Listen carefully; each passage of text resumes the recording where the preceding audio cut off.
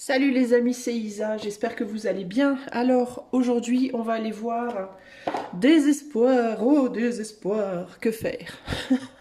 On va aller voir que faire face à ton désespoir. Je ne sais pas quel domaine ça va toucher, on verra bien, hein, ça nous dira au moment voulu. En gros, je viens faire un petit un tirage pour les gens qui sont un peu désespérés dans leur situation, peu importe quel domaine. On va voir ce qu'on peut faire pour t'aider, ok? Alors, pour faire ce tirage, je vais utiliser mon petit oracle habituel que j'aime bien, que je me suis fabriqué. Je vais utiliser également l'oracle du soleil, le Golden Universal Tarot et je pense que je vais utiliser peut-être un petit oracle, le petit oracle victorien, mais je suis pas sûre, je verrai bien. Alors, pour faire ton choix aujourd'hui, très cher, nous avons 3 personnes en désespoir. Les voici. Choix 1, choix 2 et choix 3. Choisis ton désespoir. Et moi, je vais commencer tout de suite avec le choix numéro 1. Allez, c'est parti. Désespoir, oh désespoir numéro 1. Que faire? Alors, on va commencer par aller voir quel est ton désespoir, choix 1. Qu'est-ce qui te désespère à ce point? Dans quel domaine, quelle situation est à ce point pour toi désespérante? Choix numéro 1. Qu'est-ce qui se passe? Quel est le désespoir du choix numéro 1? La révélation. Cela va demander une grande créativité. Tu es d'une grande patience. Alors la révélation, c'est quoi la révélation? Est-ce que tu es désespéré parce que quoi? Parce que tu attends des réponses par rapport à quelque chose et ça ne vient pas. Parce que tu voudrais, toi, révéler quelque chose et ça ne vient pas. Est-ce que tu as quelque chose à dire à quelqu'un qui attend, et tu attends et tu attends et ça sort pas et tu sais pas comment le faire? Ou alors c'est quelqu'un, ou tu attends quelque chose, une révélation d'une personne et ça prend des plombes? Ou alors ça peut être par rapport à un travail, tu essayes de révéler une capacité, ça vient pas. Qu'est-ce que c'est? Qu'est-ce qu'elle nous dit la révélation?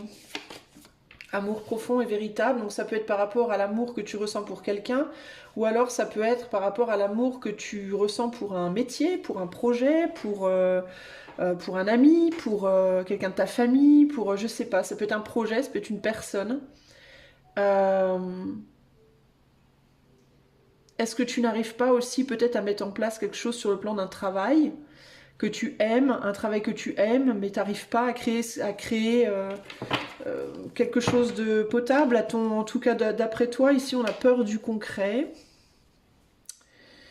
Bon, on va aller voir un peu plus loin avec l'oracle du soleil. Quel est le désespoir des choix numéro 1? Quel est le désespoir des choix numéro 1? Pourquoi est-ce que le choix numéro 1 est en désespoir? Qu'est-ce qui se passe? Quel est le désespoir du choix 1?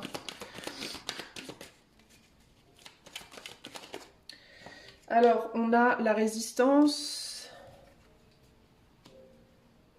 La résistance. Tu as envie que quelque chose dure, hein, quelque chose auquel tu tiens, à mon avis. Ici, on a la perte. Et tu as peur de perdre quelque chose. On a le compagnonnage qui s'est retourné. Est-ce que tu as peur de perdre une personne? L'amitié. Tu es d'une grande patience, l'amitié. Alors, ça peut être que tu as peur de perdre quoi? Une personne. Tu as peur de perdre un travail. Tu as peur de perdre quelque chose auquel tu tiens. Quelque chose ou quelqu'un auquel tu tiens. Avec la grande patience, il y a l'idée de temps. Peut-être qu'il y a du temps qui s'est passé, puis il n'y a rien qui se concrétise, ça ne se fait pas avec cette personne ou avec ce travail.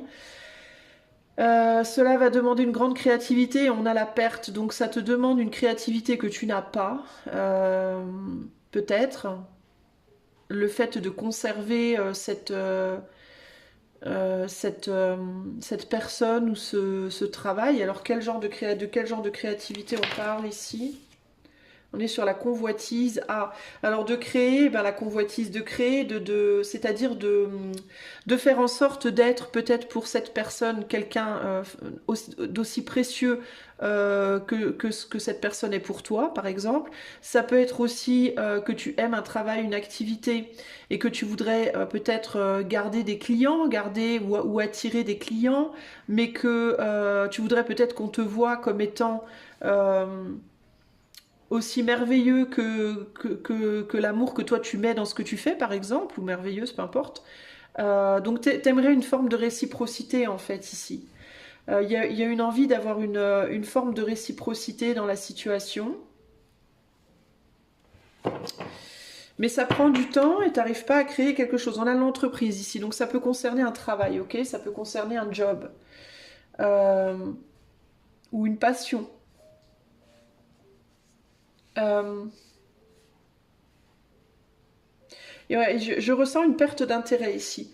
La perte d'intérêt, ou alors de l'intérêt plutôt en mode perroquet, c'est-à-dire ça vient, ça va, ça reste pas, ça accroche pas, ça. Alors ça peut être d'une personne ou ça peut être d'un boulot, ok? Et pourtant pour toi, cette personne ou ce travail ici, c'est la révélation pour toi, ok? C'est le job de tes rêves, c'est le job que tu aimes, ou alors c'est la personne pour toi, mais il y a un manque de réciprocité. Euh, Et tu manques peut-être de patience, t'en as peut-être marre d'attendre.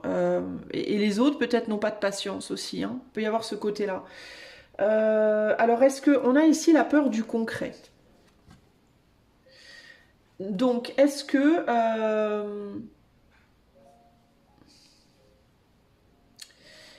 ce qui bloque cette réalisation de ce que tu souhaites ici, c'est pas justement une peur sous-jacente que justement ça se fasse? Tu sais, parfois on veut, je vais t'expliquer par exemple, je vais te donner un exemple. Par exemple, admettons, tu veux une Porsche. T'es un fan de voiture ou une fan de voiture, tu veux une Porsche, ok? Et t'en as marre d'attendre pour ta Porsche. Tu fais tout ce qu'il faut, tu bosses dur, t'essayes de mettre de l'argent de côté, tu étudies qu'est-ce qu'il faut pour obtenir une Porsche, qu'est-ce que le constructeur demande pour t'en vendre une, etc., etc. Enfin, le prix des pièces, enfin, voilà, tu étudies le truc à fond, mais donc concrètement dans la matière, si tu veux, tu fais ce qu'il faut, mais à l'intérieur de toi quelque part, il y a cette trouille que le rêve se réalise et qu'un jour tu aies une Porsche entre les mains une fois que tu as la Porsche entre des mains, ben il peut y avoir la peur de la conduire, il peut y avoir ouais mais si elle casse, est-ce que je pourrais la réparer, est-ce que j'aurais les épaules et les moyens de la réparer, est-ce que je vais pas avoir peur qu'on me la vole, est-ce que finalement ça va pas générer en moi une forme d'anxiété que je me sens pas là, en face de laquelle je me sens pas à la hauteur. Tu vois, c'est un peu un côté comme ça. Si c'est par rapport à une personne, par exemple, parce qu'avec la peur du concret, il y a cette idée de l'imagination et le rêve, c'est génial. Et dans ta tête, si tu t'imagines en mode être avec cette personne ou avoir plein de clients ou avoir ce boulot de rêve ou concrétiser ce projet que tu as en tête, c'est merveilleux. Mais si tu imagines que genre ça arrive demain là, est-ce que tu n'as pas une peur qui est rattachée au fait que ce soit vrai, que ce soit réel, que ça arrive vraiment? Parce que là, il y a quelque chose comme ça pour moi qui peut planer dans la situation. Quel est le désespoir du choix 1 ici? Quel est le désespoir du choix 1? Il y a aussi cette idée de... tu sais ce qui me vient aussi avec ces images-là, là, cette idée de... Peut-être que tu te dis, à tort ou à raison, que les gens ne réalisent pas à quel point tu aimes ce que tu fais, ou à quel point, ou que cette personne ne réalise pas à quel point tu tiens à elle, que la situation en face de toi, en gros, pour laquelle tu te désespères, ne réalise pas à quel point pour toi c'est important. Il y a un truc comme ça ici. Euh, Cette idée de j'ai la sensation qu'en face de moi, j'ai des gens ou des situations ou des énergies, entre guillemets, qui profitent de moi, qui s'en foutent en fait, qui viennent mais qui s'en foutent, qui n'ont pas cet investissement-là, qui peut-être ont d'autres investissements similaires ailleurs. Donc ça peut être d'autres relations, ça peut être qu'ils vont voir d'autres personnes qui font le même boulot que toi, ça veut, tu vois, ça peut être plein de choses comme ça. Et que les gens réalisent pas à quel point moi je suis investie. Il y a un côté comme ça ici. Et peut-être parce que tu ne le montres pas assez, justement. Ou pas. Mais là, il y a cette idée ici cet animal-là, par exemple, le caméléon, je crois que c'est un iguane, c'est un iguane, le caméléon, l'iguane, ben, enfin bref, peu importe. Il est assez lent, sa langue est très rapide, mais il est très lent dans sa manière d'avancer. Et le taureau ici aussi. Par contre, ce perroquet et cet oiseau-là, ben on a 3 oiseaux là. Oiseau, oiseau, oiseau. Et là, on a des animaux qui sont plus terrestres et qui sont plus lents à la détente, entre guillemets. Donc il y a un côté comme ça aussi d'une force, d'une énergie qui est très lente. Et qui a beaucoup moins de facilité à s'exprimer, puisque les oiseaux, ils sont dans les airs, donc ils communiquent, eux. Hein. Ils savent très très bien communiquer. L'air, c'est la communication, l'épée. Ces animaux-là, ils sont terrestres, donc on est dans quelque chose de beaucoup plus dense. On est dans le pentacle et on est dans quelque chose de plus dense, et de plus lent, et de plus sous-jacent, et de plus compliqué.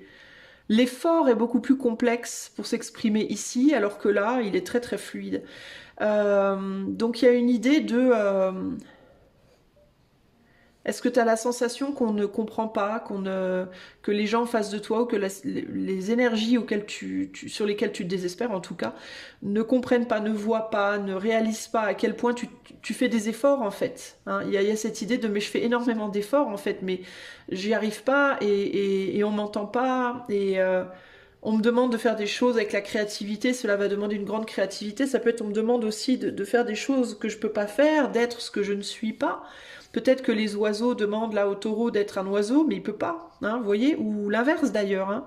Alors peut-être aussi que vous demandez, vous, si vous êtes plus le taureau là, que vous demandez aux oiseaux d'être des taureaux, mais ils peuvent pas, vous voyez. Donc ça demande en effet une créativité parce que ça demande un compromis, ça demande et si c'est dans le cadre d'une relation, bah, ça peut se discuter, on peut trouver des comment dire des compromis. Par contre, si c'est dans le cadre d'un travail ou autre, bah, ça va être beaucoup plus compliqué, quoi. Si par exemple vous voulez faire un métier, mais vous êtes plutôt lent à la détente et puis vous n'êtes pas très doué en communication, et puis en face de vous, vous avez un métier qui demande une forte communication, le métier va pas faire le compromis pour vous, quoi. Vous voyez ce que je veux dire? Vous allez peut-être essayer désespérément de vous adapter, mais le métier, lui, va pas s'adapter à vous. Vous voyez? Donc c'est plus compliqué. Alors ce que ça peut vouloir dire pour vous du coup c'est que les choses peuvent se produire si c'est dans le cadre d'un métier ou d'un projet, les choses peuvent arriver mais elles vont probablement en effet prendre beaucoup plus de temps pour vous. Vous voyez? Pour des personnes qui sont très douées à la communication, ça irait beaucoup plus vite. Mais vous comme vous avez du mal, ben, ça peut être en effet beaucoup plus lent. Ça peut être une entreprise beaucoup plus laborieuse, vous voyez? On va continuer. Quel est le désespoir des choix 1? Le monde inversé, ouais, bah c'est ça, vous n'arrivez pas à exprimer des choses.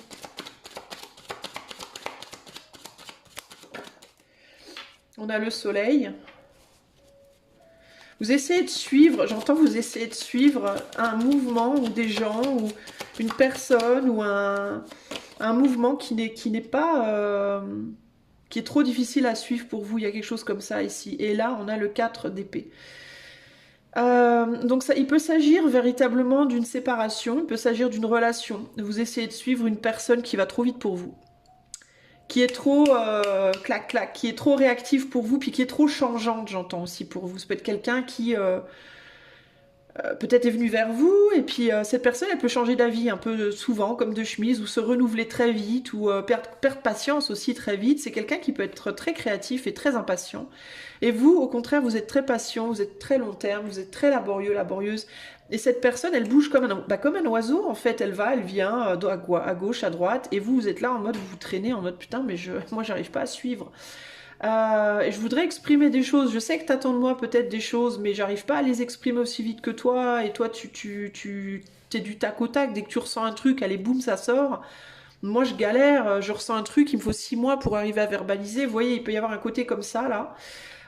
Sinon, si c'est par rapport à un boulot, ben, c'est cette idée que vous n'arrivez pas à être assez réactif par rapport à la demande, peut-être. Hein. Alors ça peut être quoi? Ça peut être que les gens, les demandes des gens sont très changeantes très vite et que vous essayez de vous adapter pour donner quelque chose de changeant aussi, mais ça colle pas parce que vous êtes trop lent. Ou alors, à l'inverse, vous êtes du côté des gens qui sont trop rapides, trop changeants, face à un public ou à une demande qui est plus lente et plus long terme. Ça peut être ça aussi, hein. Dans certains cas, on peut inverser, hein. C'est des tirages collectifs, les amis, donc ça peut être les énergies peuvent être inversées. C'est-à-dire que vous pouvez être l'autre qui est très changeant, qui attend quelque chose et ça prend des plombes, ou alors vous êtes très changeant sur le plan pro ou dans vos projets et puis vous comprenez pas pourquoi ça prend pas, alors que vous montrez autant de choses. Peut-être que c'est vous qui faites preuve justement d'une grande créativité et qui essayez de révéler plein de choses, de montrer plein de choses, et que vous attendez une réponse immédiate alors que le public, peut-être auquel vous faites face, entre guillemets, professionnellement, il a besoin, lui, plutôt de quelque chose de lent et de long terme, alors que vous changez comme une abeille, d'une fleur à l'autre. Mais en tout cas, peu importe de quel côté vous êtes, que vous soyez du côté plus réactif ou moins réactif, dans tous les cas, pour moi, il y a une frustration parce qu'en face, ça n'avance pas au même rythme que vous. Alors si vous êtes plus du côté très réactif, qui parle très vite, qui bouge très vite, qui réalise les choses vite, qui agit très vite sur ce que vous réalisez, etc., peut-être qu'on va vous dire, ouais, mais il va vous falloir vous calmer un peu, parce que ça va pas le faire, de l'autre côté on ne suit pas. Et si vous êtes du côté plus lent, où justement il vous faut 6 mois pour exprimer un truc qui pourrait être exprimé en 3 minutes, on va vous dire, essayez d'accélérer un tout petit peu, puis si vraiment vous pouvez pas accélérer, ou si vous pouvez vraiment pas ralentir, vous êtes peut-être pas dans le bon truc. Vous êtes peut-être pas au bon endroit. Si vous êtes des gens très réactifs, il vous faudrait peut-être mieux être dans un domaine pro ou un projet ou sur un projet qui demande une grande réactivité. Si au contraire vous êtes plutôt lent ou lente, pareil, il vous faudrait peut-être plutôt un projet ou un domaine où c'est beaucoup plus calme. Et si on parle de relations, ou bien vous communiquez avec l'autre et vous trouvez des compromis, vous ralentissez un peu, l'autre accélère un peu, enfin vous essayez de gérer le truc. Ou alors, si vous êtes des oiseaux, vous allez vous trouver un oiseau, puis si la personne c'est un taureau, il ou elle va se trouver des taureaux. Vous voyez ce que je veux dire ? Qui avancent au même rythme. Mais dans tous les cas, il y a un besoin ici de réguler clairement des choses, hein. Parce que au final, ce que vous arrivez à faire, c'est obtenir des réussites, mais des réussites qui sont vraiment pas à la hauteur de ce que vous attendez, quoi. Vous voyez ? Donc là, c'est un problème d'énergie qui est différente, de réactivité qui n'est pas la même. Vous voyez ? Alors on va les demander, que faire ? Bon, je viens de vous le dire en fait, concrètement, mais on va voir s'il y a d'autres choses qui ressortent. Parce que là, ouais, je comprends la frustration, la grande frustration. Et la peur du concret peut aussi être une problématique. La peur du concret, c'est quelque chose qui peut stimuler chez vous cette grosse réactivité ou qui peut au contraire vous ralentir. Parce que si inconsciemment, vous avez une peur du concret, vous pouvez, dès que quelque chose commence à fonctionner... votre inconscient il peut se mettre en mode défense, faut surtout pas que ça se concrétise vite, oh tiens je vais te donner une nouvelle idée, comme ça tu pars sur autre chose. Ou alors au contraire, si vous êtes plutôt lent, dès que les choses commencent à se concrétiser, vous ralentissez encore plus, vous voyez, le mental il dit attends, prends tes précautions, là ça va trop vite. Tu vois, il y a un truc là, mais ça par contre, ça vous voyez c'est le truc qu'on peut aller voir en coaching intuitif. Typiquement, si vous êtes intéressé par le coaching intuitif, vous pouvez faire une demande d'info ou de consultation par le lien de mon site qui est dans la description de la vidéo, d'ailleurs. Ok ? Alors, ce que je veux voir maintenant pour vous, choix numéro 1, c'est qu'est-ce qu'il faut faire pour vous ? Qu'est-ce que vous devez faire par rapport à ce désespoir ? Qu'est-ce qu'on vous dit de faire pour sortir de ce désespoir, en fait ? Choix 1. Qu'est-ce que vous pouvez faire pour sortir de ce désespoir ? Choix numéro 1. Le manque de preuves pose des doutes. Tiens, peur du concret. Vous avez peur de ne pas réussir si ça se concrétise. Le manque de preuves pose des doutes. Le grand calme, le désert. Qu'est-ce que vous pouvez faire ? L'imagination. L'imagination. Peut-être que vous pourriez déjà commencer à imaginer que vous avez ce que vous désirez.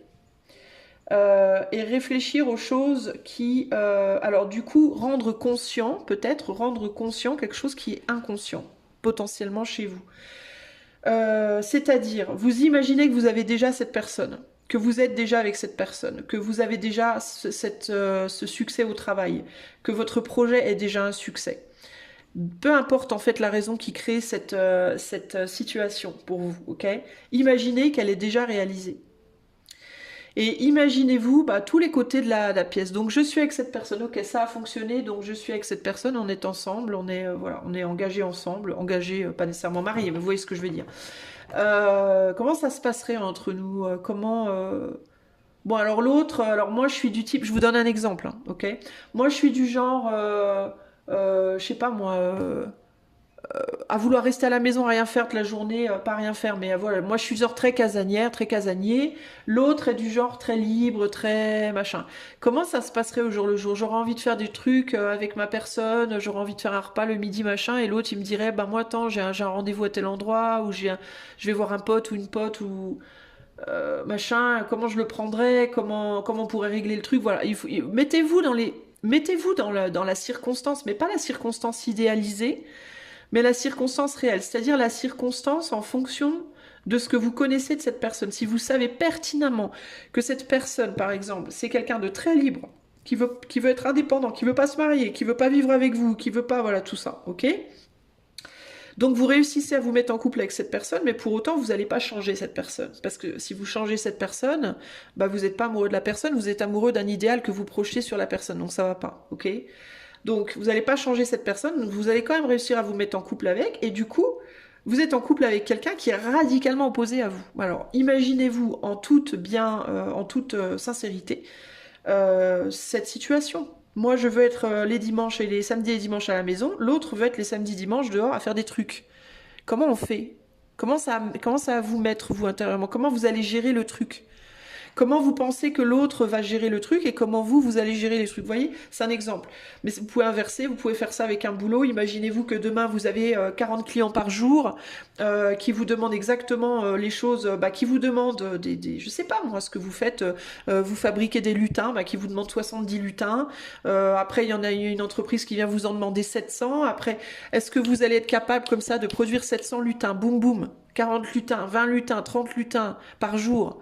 Est-ce que vous allez être capable de le faire? Posez-vous les bonnes questions en fait. Plutôt que de rêver à des trucs, posez-vous la question, si demain ça arrive, est-ce que je vais me sentir capable de gérer le succès que j'attends? Voilà, globalement c'est ça. Parce que pour moi, il y a un truc là, il y a un truc dans le potage comme on dit. On ne se dira pas tout, le manque de preuves pose des doutes, le grand désert, l'imagination. Et oui, vous n'arrivez pas à imaginer,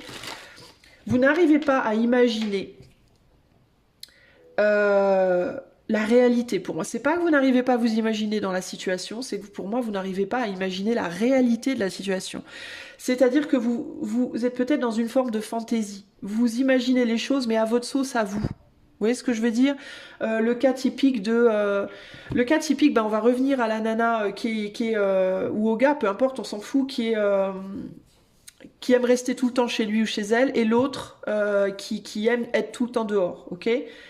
Vous êtes dans le cas typique de la nana qui aime rester chez elle et qui va s'imaginer que l'autre va tomber amoureux et changer et s'adapter à son mode de vie à elle. Ou l'inverse, ok? Ou l'inverse. Peut-être que c'est vous qui êtes super indépendante, puis vous vous dites que l'autre va s'adapter à vous. Alors que dans la réalité, c'est pas ça en fait. Alors ça peut parfois être ça. Mais alors quand c'est comme ça, en règle générale, ça ne dure qu'un temps, parce qu'au bout d'un moment, la personne qui s'est entre guillemets pseudo-sacrifiée pour plaire à l'autre, au bout d'un moment, ça va commencer à lui faire du mal de ne plus être elle-même, vous voyez? Donc ce qui va se passer, c'est que, comme on dit, le naturel va revenir au galop un jour. D'accord? Donc où cette personne, elle va vous valoriser, puis le naturel va revenir au galop, mais elle va le contenir à l'intérieur d'elle, ça va faire un putain d'abcès qui va lui flinguer sa vie, clairement.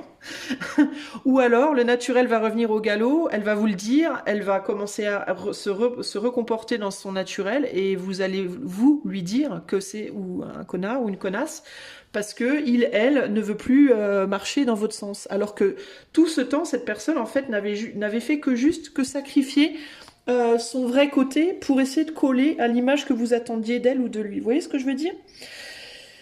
Donc là, on est un peu dans la même situation. Et ça va être pareil pour le travail. C'est-à-dire que même si vous arriviez à... Même si vous imaginez, par exemple, l'entreprise qui vend des lutins, là, oui, oui, dans mon imagination, il n'y a aucun problème, je peux absolument produire 700 lutins. Alors que vous savez, vos lutins, c'est un truc qui se fait au four, et vous savez que vous avez le four de votre cuisine pour les produire, les lutins. Je vous vois mal en produire 700. L'entreprise, elle vous dit, dans 2 semaines, il nous faut 7000 lutins. Oui, oui, pas de problème. Ça, c'est dans votre imagination, vous voyez. Ça, c'est oui, non, mais il n'y a pas de souci, j'y arriverai. Mais est-ce que vous êtes réaliste, en fait? La question qui se pose ici, c'est ça. Déjà, posez-vous la question. Est-ce que vous arrivez à imaginer que ce que vous voulez se produise? Et si vous arrivez à l'imaginer, est-ce que c'est réaliste? Par rapport à la réalité des choses, en fait. Par rapport à la vraie réalité des choses. Vous voyez ce que je veux dire? Ça, c'est la première chose. Le manque de preuves pose des doutes. Bah oui, vous savez pas, en fait. Vous savez pas. Alors, dans certains cas, vous ne le savez pas. Si vous ne le savez pas, c'est parce que vous n'avez pas assez d'infos. Peut-être que cette personne avec qui vous rêvez d'être, par exemple, vous la connaissez pas. Vous savez pas, en fait. Si c'est quelqu'un de casanier ou quelqu'un qui aime sortir, vous savez pas, en fait. Peut-être que ce boulot-là, dans lequel vous rêvez d'avoir un succès, ben, vous le connaissez mal. Vous connaissez mal, en fait, vous n'avez pas fait votre boulot, peut-être, de recherche avant. Vous connaissez pas suffisamment la personne, donc vous savez pas qui elle est, comment elle est, donc vous projetez des choses, mais sans vraiment savoir rien. Des choses que, du coup, vous commencez à croire, et qui sont peut-être fausses, en fait. Vous savez rien, en fait, vous voyez. Ou alors, par rapport à un boulot, ben, vous connaissez pas le marché, vous savez pas, justement, est-ce que c'est le type de boulot où le marché est très réactif, peu réactif, vous savez pas. Donc, il y a deux possibilités. Petit A, enfin, oui, petit A, bah déjà, connaissez votre sujet, connaître votre sujet. Donc, si vous connaissez pas la personne, bah, renseignez-vous. Si vous connaissez pas le marché, bah, renseignez-vous. Et petit B, projetez-vous. Du coup, commencez à imaginer la réussite dans la situation, mais avec ce que vous connaissez de la personne, pas selon votre idéal. Vous voyez? Parce que là, avec on ne se dira pas tout, clairement, vous n'avez pas assez d'infos. Vous manquez d'informations par rapport à la situation. Ok? Par exemple, quand on monte une boîte, quand on veut ouvrir une boulangerie à Saint-Ouen, je veux ouvrir une boulangerie, moi, demain à Saint-Ouen. Bah, pour être sûr que ma boulangerie, elle fonctionne, il faut déjà que je regarde combien il y a de boulangeries à Saint-Ouen, où est-ce qu'elles sont situées, est-ce qu'elles ont un bon chiffre d'affaires ou pas, qu'est-ce qu'elles vendent, etc., etc., etc. Il y a une recherche à faire, en fait. Si je me dis, je vais aller vendre des éclairs à la vanille à Saint-Ouen, tiens, je vais me mettre là, tiens, c'est joli, je vais me poser là. Mais ça se trouve, il y a 4 autres boulangeries dans la rue adjacente. Vous voyez ce que je veux dire? Qui vendent toutes des éclairs au chocolat. Et forcément, ça va pas aller. Et ça se trouve, ces 4 boulangeries-là, elles sont à 2 doigts de fermer leurs portes parce qu'elles sont en faillite et on n'en sait rien. Vous voyez ce que je veux dire? Donc, il faut connaître son sujet. Déjà, c'est la première chose. Si vous connaissez pas le sujet, comment voulez-vous arriver à vous projeter? Et après, une fois que vous connaissez le sujet et que vous vous projetez, bah, faut vous projeter, mais dans une sincérité par rapport à ce que vous savez. Parce que si vous vous dites, oui, je sais que dans la rue adjacente, il y a... je sais que dans la rue adjacente, il y a 4 boulangeries qui vendent des trucs à la vanille et moi je vais en vendre aussi. Mais moi je sais que quand je vais ouvrir ma boulangerie, je vais faire fermer les 4 parce qu'ils vont tellement bons mes éclairs que je vais tous les niquer. Bah ça c'est pas objectif les amis. D'accord? Disons, peut-être, hein, j'ai envie de vous dire, peut-être, mais c'est quand même, bon, c'est quand même, vous tentez votre chance, vous allez loin dans dans le risque, là, vous voyez ce que je veux dire? Ça, c'est une projection imaginaire non objective. La projection imaginaire objective serait, je vais ouvrir ma boulangerie là, mais je sais qu'il y a 3 boulangeries dans la rue adjacente qui vendent la même chose que moi. Je pense que je peux faire mieux, mais est-ce que c'est réel ou pas? Je prends un gros risque. Je prends un gros risque, c'est vraiment pas gagné que ça fonctionne. Il serait peut-être plus futé d'aller dans 4 rues plus loin où il y a que des éclairs au chocolat. Vous voyez ce que je veux dire? Et pas de vanille. Ça sera beaucoup plus objectif. Qu'est-ce qu'il faut faire, choix 1, pour sortir de ce désespoir au désespoir? Qu'est-ce qu'il vous faut faire, les amis? L'endurance. Ouais, tenir bon, mais aller chercher des preuves. Allez chercher des preuves, les amis, du choix 1. Avant de dire la générosité et la notoriété. Excusez-moi, je m'étouffe. L'endurance, la générosité, beaucoup de calme. Déjà, il vous faut retrouver le calme aussi. Vous êtes peut-être trop agité aussi. Hein. Vous partez, c'est peut-être vous qui partez dans tous les sens au final. C'est peut-être pas dans certains cas. Sinon, ça peut être le marché qui est agité. Hein. Parce que là, je remarque sur ces deux cartes, on a plein d'étoiles. Regardez, je vais vous les montrer plus près. Sur ces deux cartes, on a plein d'étoiles. Vous voyez là, toutes ces étoiles. Et là, il y a l'idée, il faut reconnaître une étoile. Il y a une étoile sur lesquelles on a les yeux. Alors peut-être que vous vous dispersez trop aussi, peut-être que vous êtes trop dispersé entre plusieurs personnes potentielles, plusieurs boulots potentiels, plusieurs Dieu sait quoi potentiels, parce que vous vous mais encore une fois, vous vous imaginez beaucoup de choses, mais au final, quelle est la vérité? Peut-être que vous partez dans votre tête aussi en mode, peut-être c'est ça, peut-être c'est ça, peut-être. Par exemple, si vous attendez une personne qui s'exprime pas, ou si vous vous exprimez beaucoup avec une personne qui ne reconnaît pas ce que vous dites, parce que la personne elle est beaucoup plus lente à la détendre que vous, par exemple, ben peut-être que vous êtes en mode, ah, peut-être que cette personne elle pense ça, peut-être qu'elle se dit ça, ou ça, ou ça, ou ça, ou ça, ou ça, ou ça. Puis du coup, vous savez plus rien en final. Et en fait, vous réalisez même pas que vous faites tout un tas de centaines de milliers de projections sur quelqu'un dont vous savez absolument pas, cette personne vous a rien dit, donc vous savez pas. Vous voyez et pareil pour des boulots, vous vous projetez sur plein de boulots, vous avez plein de projets, mais au final, vous partez dans tous les sens et puis vous n'arrivez pas à canaliser votre énergie sur un seul truc, vous voyez vous voulez faire naître peut-être trop de choses en même temps. Vous imaginez trop de choses. Au niveau pour les gens qui croient en la projection créatrice, comment on dit, la pensée créatrice, vous pensez peut-être trop de choses en même temps. Vous projetez votre énergie dans trop de directions en même temps, et vous laissez pas le temps.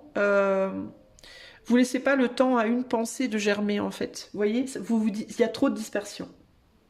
Clairement ici. Il y a un besoin pour vous d'être beaucoup plus méthodique,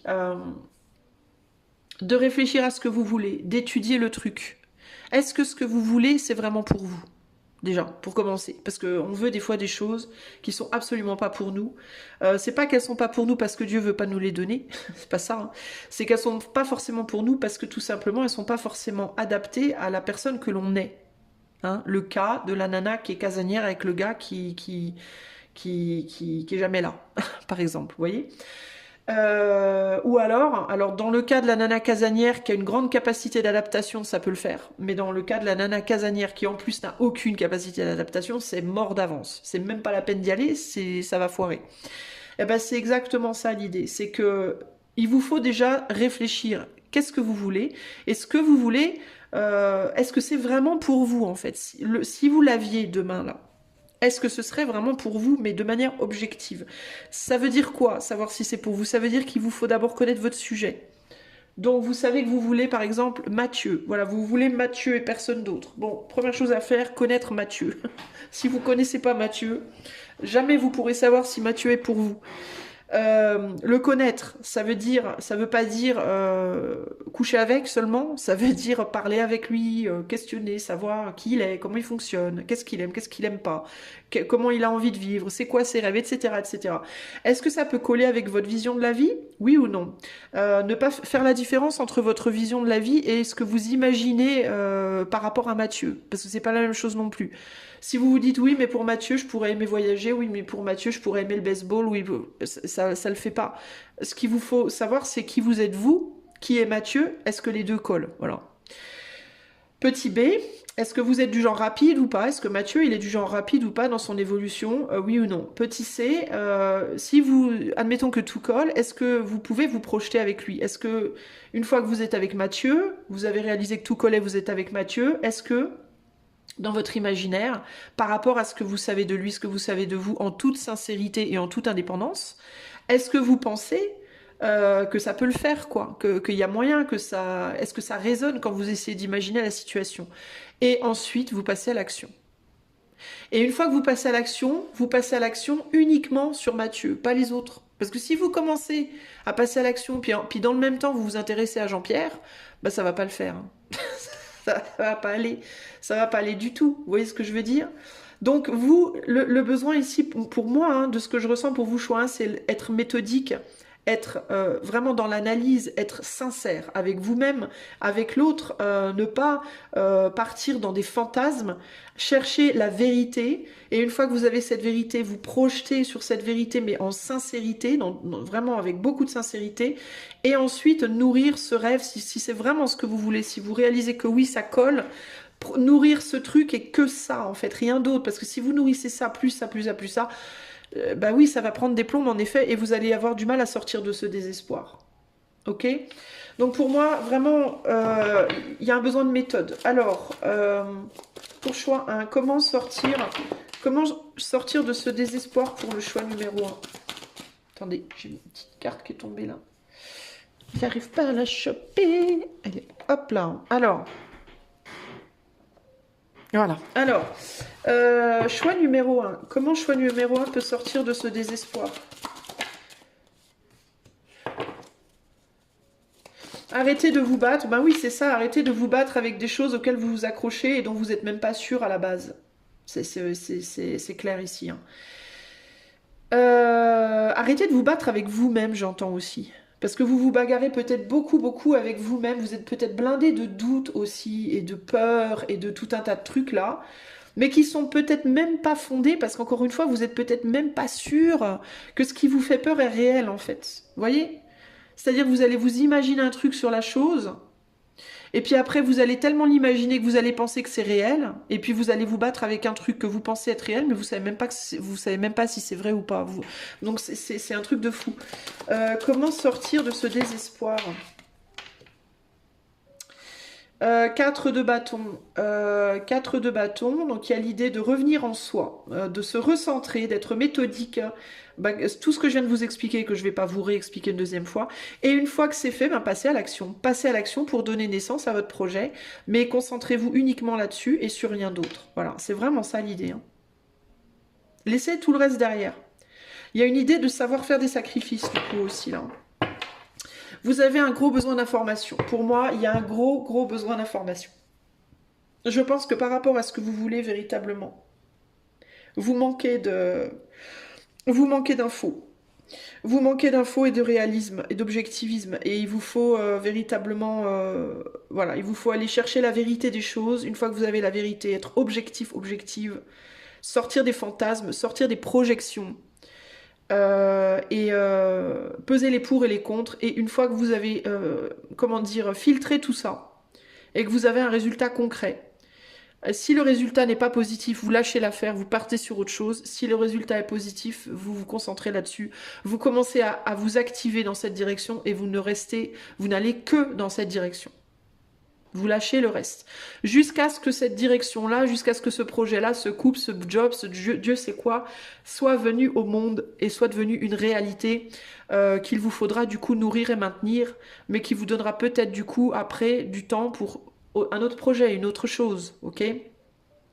Mais là, pour le coup, là, c'est vraiment l'idée de bien choisir, quoi. Vous savez, ce qui me vient avec la carte de la naissance, c'est Merde, j'ai oublié le mot. Processus. Le processus pour faire un enfant, que, à mon sens, hein, c'est mon opinion, attention, injection d'opinion personnelle, que, à mon sens, on fait des enfants de manière beaucoup trop... sans réfléchir. On réfléchit pas assez. Aux conséquences de ce qu'on fait, c'est-à-dire que c'est ce qu'il faudrait faire avant d'avoir un enfant. C'est-à-dire bien, bien, bien connaître la personne avec qui on veut avoir l'enfant. Mais vraiment, vraiment bien. Vous voyez? Vraiment, vraiment bien. Que ce soit sur le plan du mental, que de la santé, parce qu'il y a des enfants, des fois, par exemple, faire des tests. Je sais qu'il y a parfois des défauts génétiques entre deux personnes. Si quand deux personnes s'accouplent pour faire un enfant, bah, il peut y avoir des gènes qui collent pas ou des je sais pas quoi, des maladies, je sais pas quoi, là, génétiques ou bref. On devrait vraiment bien se connaître, bien connaître l'autre, bien se connaître soi. Et prendre en compte tous les niveaux, quoi. Où on en est matériellement, où on en est financièrement, où on en est dans notre santé, où on en est l'un avec l'autre, etc., etc., etc. Pour avoir une vraie bonne fondation solide, pour que l'enfant puisse naître en mode protégé, soutenu par deux parents, qui ont la tête sur les épaules, qui sont matures, qui savent ce qu'ils veulent, qui savent où ils vont, qui ont des moyens financiers, des moyens matériels, qui ont une bonne santé, qui du coup vont pouvoir donner à l'enfant tout ce qu'il faut pour qu'il ait toutes les meilleures chances dans la vie. Voilà. Chose que en 2024, 2% des gens vont faire. Alors il y a la majeure partie des gens qui vont faire la moitié du boulot, une bonne moitié, puis qui vont se dire pour le reste, au petit bonheur la chance. Il y a une partie qui va en avoir rien à cirer, qui va juste faire un enfant, puis nique sa mère, on s'en fout si on est à la rue, bref. Et puis t'as l'autre partie, la dernière partie, qui va faire des enfants en mode hyper responsable. Moi, je pense qu'on devrait être plus responsable et je me la pète pas en mode je suis la mère modèle parce que moi, je réalise maintenant que j'ai eu mes enfants que il y a des choses que j'aurais peut-être dû réfléchir plus. Donc, je vous le dis, je m'inclus hein, dans le truc. Hein. Mais toujours est-il que véritablement, si on voulait faire des enfants par exemple, ou mettre un projet au monde, une relation amoureuse, un travail ou autre, dans les meilleures circonstances possibles, c'est le travail qu'on devrait faire. Il y a du travail en amont en fait. Vous voyez ce que je veux dire? Un peu comme l'agriculteur, l'agriculteur, il va pas se balader dans son champ puis balancer ses graines n'importe comment. Il va aller dans son champ, il va regarder sa terre, il va jauger, est-ce qu'elle est fertile ou pas, est-ce que c'est les bons minéraux, est-ce que après, il va faire ses sillons consciencieusement, bien droit. Il va surveiller tous les jours. Vous voyez ce que je veux dire? Il va pas juste marcher sur un coin de terre avec de l'herbe et des pissenlits puis balancer ses graines à l'arrache. Parce qu'il pourrait en fait, et probablement qu'il y aurait des choses qui pousseraient, je dis pas, mais ça serait vraiment pas autant abondant et riche que si l'agriculteur il va bien préparer son sol à l'avance. Vous voyez ce que je veux dire? Donc il va regarder, est-ce qu'il y a beaucoup de soleil dans ma région, est-ce qu'il pleut beaucoup, comment est le vent, comment tu vois, il va jauger tout en fait. Et après il va dire, moi je pourrais planter telle chose là, ce serait parfait pour telle... Et ça on le fait plus dans nos vies. On est en mode, on veut un môme là, tout de suite là, hop. Allez Jeannette, carte les pattes, tu vois, c'est... c'est vite fait quoi. Allez, je veux un boulot là, allez, je veux mon projet, je veux être célèbre, allez, hop, vite sur YouTube. Vous voyez, c'est à la va-vite, c'est du fast-food, on est dans le fast-food de tout là. On veut que tout arrive là maintenant dans l'instant. Et on ne fait rien en amont, il n'y a aucun travail en amont qui est fait, il n'y a aucune préparation, il n'y a pas de jaugeage. Et quand tu arrives au résultat final, ben, où tu t'es radicalement vautré, ton enfant, ben, tu peux pas le nourrir, ou alors il a 4 bras et 2 têtes. Vous voyez ce que je veux dire? La relation en question, elle tient 1 an, on se marie, au bout d'1 an, divorce. Enfin bon, c'est le boulot, ben ça monte, ça fait des pics de malade, c'est les montagnes russes, et c'est normal. C'est parce que en amont, le boulot a pas été fait. Voilà, en gros, c'est ça l'idée. Donc si tu veux sortir du désespoir, fais ton travail. Et commence par la connaissance de toi. C'est très important. Tiens, regarde, je l'ai mis là. Know thyself, ça veut dire connais-toi toi-même. Commence par la connaissance de toi. Une vraie connaissance, pas une pseudo-connaissance superficielle. Une vraie bonne connaissance de toi. De ton corps, de ton mental, de ton cœur, de ton âme, de ton ombre, ta lumière. Commence par ça déjà à la base. Après, apprends à connaître l'autre. Après, apprends à être sincère vis-à-vis de toi et vis-à-vis de l'autre, de tes projections, etc. Et tu continues le cheminement. Voilà, bah du coup, tu vois, je pensais sortir le petit oracle victorien, mais je pense que c'est absolument pas nécessaire, vu que ça fait déjà 41 minutes, hein, encore une fois, vidéo qui était censée être rapide, qui va être très longue, mais c'est pas grave. Donc voilà, mon ami du choix, il y a du boulot. Moi, je peux t'aider en coaching intuitif si jamais ça t'intéresse. Et puis sinon, tu peux te faire aider par des thérapeutes, des psys, je sais pas, des psychiatres, je sais pas, à toi de voir, Dieu. En tout cas, ou tu peux faire tout seul, toute seule. Mais en tout cas, j'ai envie de te dire aussi communication, hein, parce que pour se connaître soi et pour connaître l'autre, s'il n'y a pas de communication ou peu de communication ou une communication en montagne russe, c'est impossible. C'est impossible.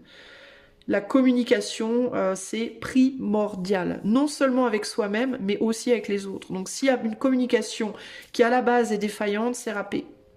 Je te le dis, hein, travaille là-dessus. Ok, choix, hein. Voilà pour toi. Je te fais des gros bisous et je te dis à bientôt. Ciao, ciao. Désespoir. Oh, désespoir numéro 2. Que faire? Allez, c'est parti.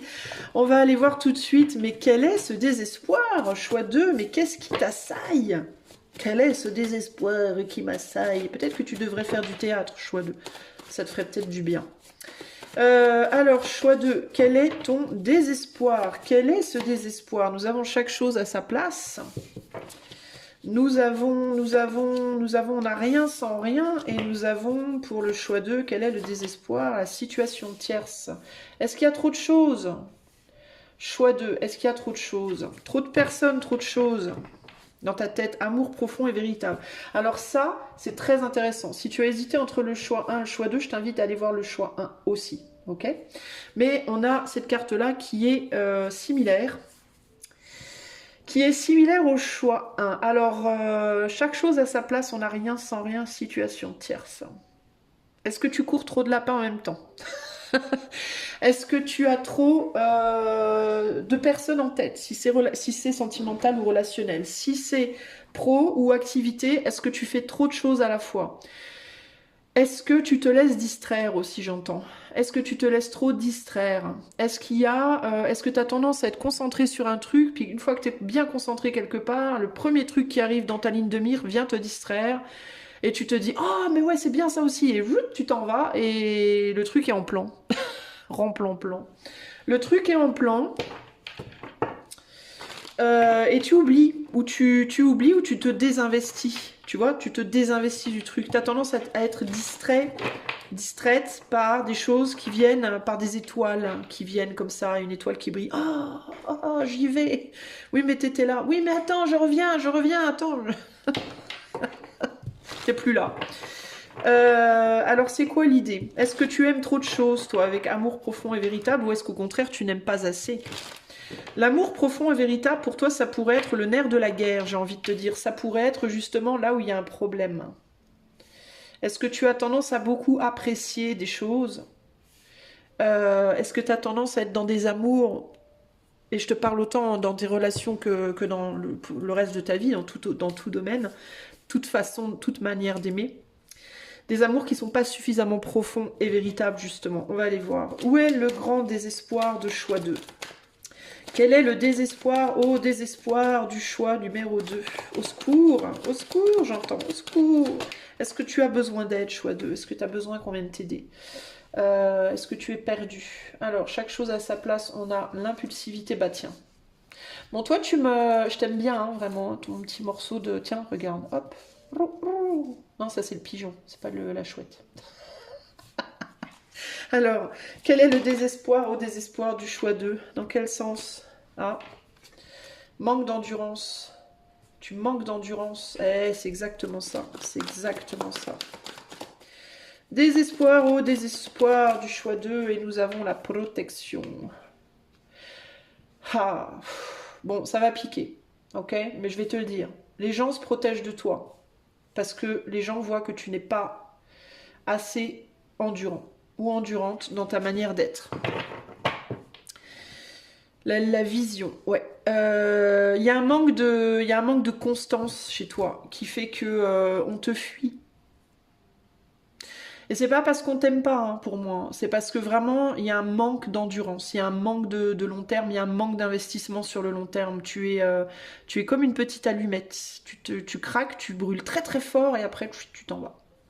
Alors véritablement, ça peut être un manque d'endurance au niveau amical, manque d'endurance au niveau amoureux, manque d'endurance professionnelle, manque d'endurance... tu n'arrives pas en fait à être long terme, toi.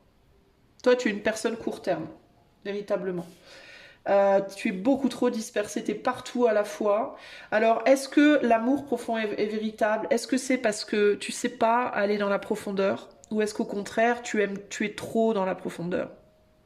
Parce que là, on peut avoir les deux cas. On peut avoir des gens qui savent pas aimer profondément les gens, qui ne savent se relier aux gens ou aux choses que de manière très superficielle. Et puis, on peut avoir ceux qui aiment tout tellement fort qu'ils arrivent à s'attacher à personne. Vous voyez ce que je veux dire? Ou bien parce que dans le superficiel, on se désintéresse très vite et puis voilà. Ou alors, dans trop de profondeur, ça peut être qu'on aime tellement tout qu'on n'arrive rien à lâcher en fait, hein. Donc c'est ambigu ici. Vous n'arrivez pas à lâcher des choses... Alors ici, ce qui est intéressant, c'est qu'on revient vers cet amour profond et véritable, là. Ok? Qu'on veut pas lâcher. Là. Mais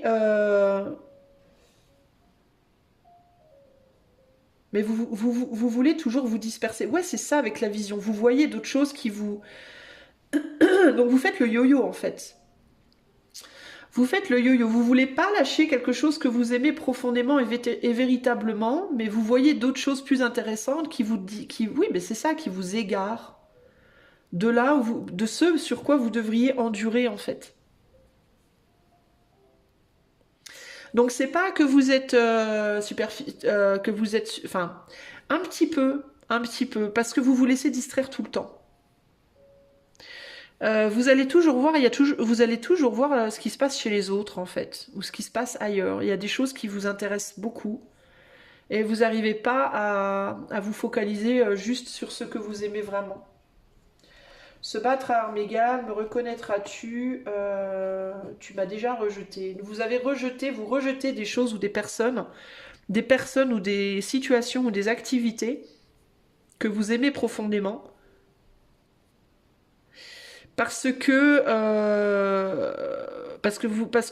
vous savez pas faire face à la difficulté. Quand ça devient trop difficile, ça vous intéresse plus, vous voulez aller ailleurs où c'est plus agréable. Ah ah. Alors, quel est le désespoir? D'où le désespoir? C'est que vous n'arrivez jamais véritablement à achever quelque chose, en fait. Vous n'arrivez pas à construire vraiment, en fait, vous. Parce que dès que ça devient trop compliqué, bye bye, ciao, on s'en va. On se cassos. On va voir s'il n'y a pas plus de chance ailleurs. Dès que quelque chose commence à faiblir, que ce soit en amour, que ce soit matériellement, que ce soit... Bah, vous allez voir ailleurs. Sauf que le problème, c'est que plutôt que d'aller voir ailleurs, essayer de résoudre les problèmes, posez-vous la question pourquoi ça faiblit. Non? Vous croyez pas? Quel est le désespoir au désespoir du choix numéro 2?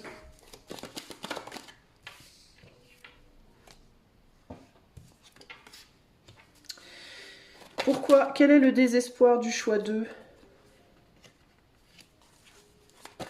Vous avez envie de donner plus. C'est pas que vous avez envie de donner plus, c'est que vous avez envie d'être plus reconnu. Vous manquez de reconnaissance. Qu'est-ce qu'il y a là? Ouais, c'est ça.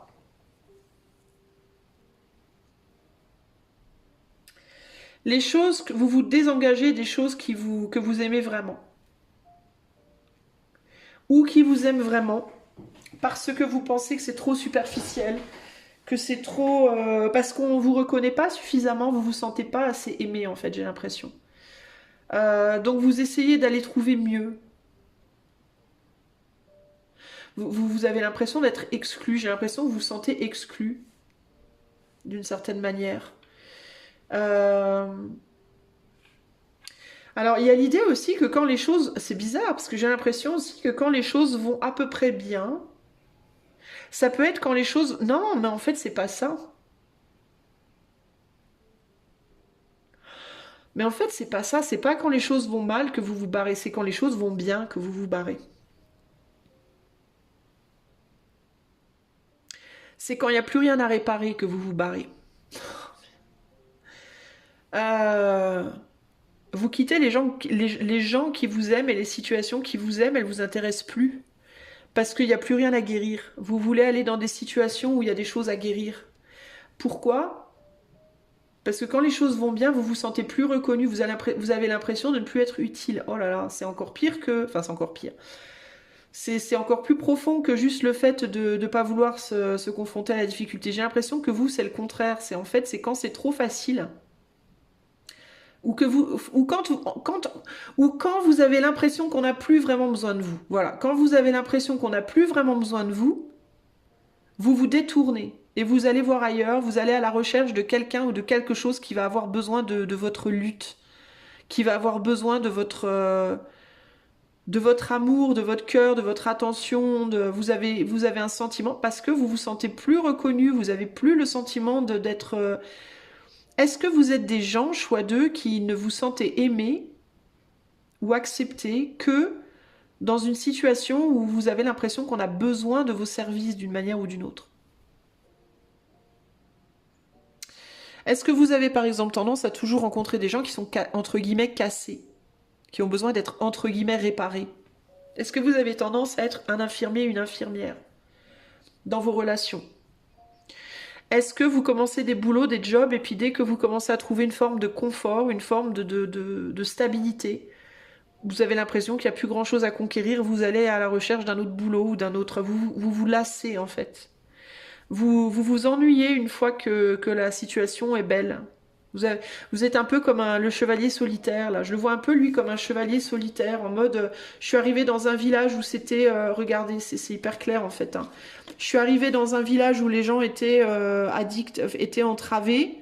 Je suis venue avec ma coupe, je les ai libérés. Ensuite, le bonheur est revenu chez ces gens. Et j'ai eu l'impression qu'on n'avait plus besoin de moi, je me suis barrée. Je suis partie ailleurs à la recherche d'une autre lutte, d'un autre combat.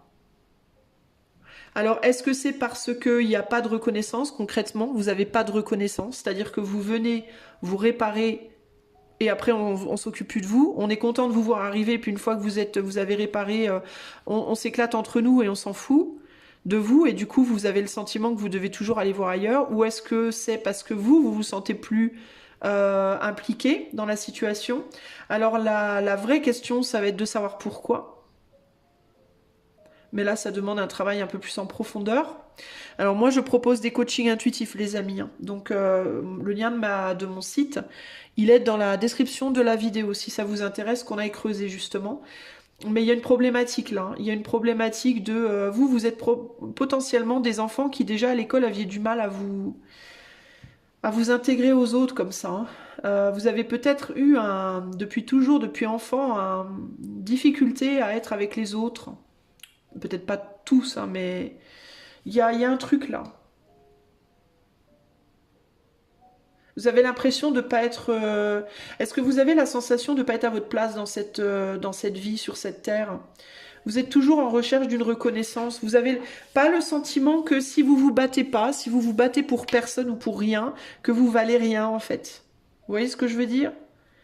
Alors que vous valez tout, mais vous avez la sensation, vous, choix 2, que si vous n'êtes pas constamment en train de lutter pour quelque chose ou quelqu'un, que vous valez pas grand-chose. Il peut y avoir cette idée aussi de si vous voulez que les autres s'intéressent à vous et que les gens s'attachent à vous, il vous faut vous montrer valeureux ou valeureuse, glorieux, glorieuse. C'est peut-être comme ça que vous avez appris à...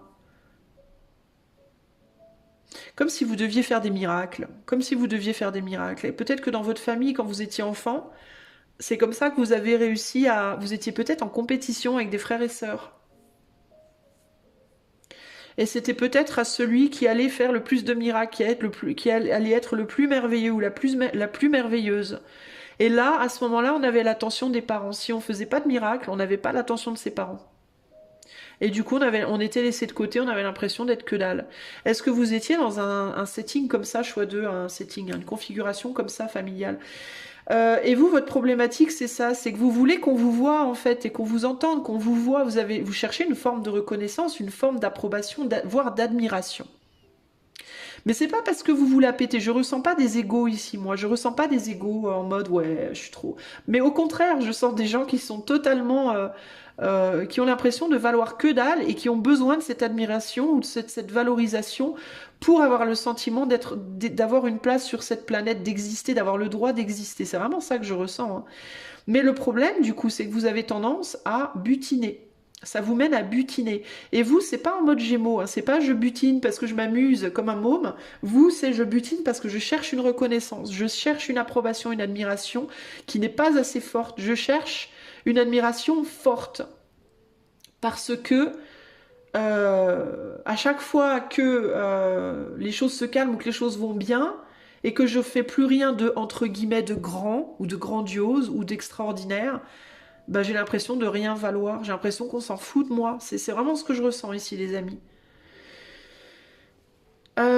Et du coup, vous allez être tout le temps en recherche de personnes qui ont besoin de vous, qui ont besoin d'être réparées, ou de situations qui ont besoin d'être réparées. Vous allez aller donner beaucoup de vous, vous donnez énormément de vous aux personnes qui sont en deuil, aux personnes qui manquent de quelque chose, aux personnes qui sont limite désespérées, j'entends là. Parce que, ben, c'est votre seule façon de vous sentir de valeur. vous avez le sentiment de ne pas être à votre place. Vous avez le sentiment de ne jamais être profondément aimé. Moi, je pense que c'est ça votre problème, choix 2. Enfin, le fond du problème, c'est peut-être pas le dessus, votre désespoir présent, c'est peut-être que vous avez l'impression justement de ne pas être aimé à l'heure actuelle. Ça peut être par une personne, ça peut être par un travail, ça peut être dans un boulot, ça peut être que vous avez l'impression de ne pas être voulu, de ne pas être désiré, de ne pas être aimé, de ne pas être reconnu, etc. Eh ben, ça vient de là, les amis, cherchez plus, j'ai envie de vous dire. Alors on va aller voir qu'est-ce que vous pouvez faire pour sortir de ce désespoir. Alors j'ai envie de vous dire, vous aimez vous déjà. Mais c'est pas si simple. Je sens que c'est pour vous, c'est vraiment pas si simple en fait. Parce que c'est tellement profondément ancré en vous que c'est au-delà de juste faire un petit boulot d'appréciation de soi, quoi. Alors attendez.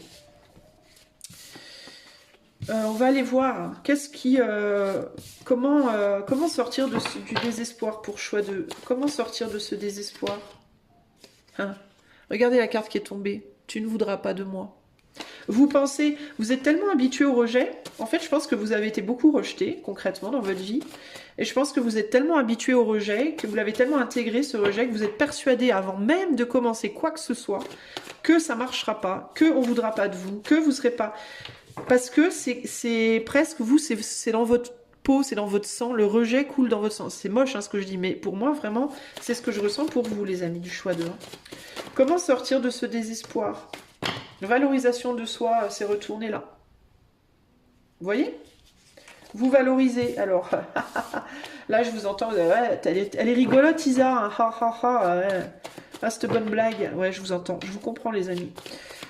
Comment sortir de ce désespoir? Choix numéro 2. Amitié profonde et sincère. La ruée vers l'or. Ce sera long. Ouais, ça, je pense que ce sera long, ouais, parce que c'est très très profond en vous, je pense. Et là, on a le maintien. Alors, vous noterez qu'on est passé d'un amour à l'amitié. Donc on est descendu d'un cran là déjà. En termes Enfin, on ne dit pas qu'on est descendu d'un cran, c'est qu'on a changé. Non, on n'est pas descendu d'un cran, on a changé de perspective. C'est pas le même amour, c'est pas nécessairement moins intense, c'est plus... c'est un autre angle. Donc il y a l'idée peut-être de changer un angle de vue. Le maintien, amitié profonde et sincère, la ruée vers l'or. Alors la ruée vers l'or, c'est donc aller chercher une valeur, aller chercher de la valeur. Et ce sera long. Donc il y a l'idée de temps, de se donner du temps, que ça va pas être forcément rapide. Alors qu'on a envie de se ruer. Hein, il y a cette idée de vous voudriez quelque chose de vite, hein, parce que c'est normal, vous êtes en manque. Hein, donc quand on est en manque de quelque chose, on veut vite que le manque s'en aille. Et amitié profonde et sincère. Alors maintenir une amitié ou des amitiés. Alors attendez. Comment sortir de ce désespoir pour le choix numéro 2? Comment sortir du désespoir pour le choix numéro 2? Comment sortir de ce désespoir choix 2? Alors, on a la rébellion qui est sortie inversée. Donc, ne pas vous rebeller contre les amis, les amitiés profondes et sincères. Donc, les gens qui vous aiment sincèrement. L'intuition et... Oula, et le risque et la dispute inversée. Donc, sortir de la dispute et sortir de la prise de risque. Ne pas prendre de risque. Ne pas prendre le risque de se confronter. Alors, attendez, je suis désolée, j'essaie de comprendre ce qu'on me dit, c'est pas forcément simple. Les principes, le maintien. Donc, maintenir des principes. Il y a des principes que vous devez maintenir. Bon, c'est pas simple, excusez-moi. Alors, je vous demande un instant, parce que là, vraiment, il faut que je me concentre sur ce qui me vient.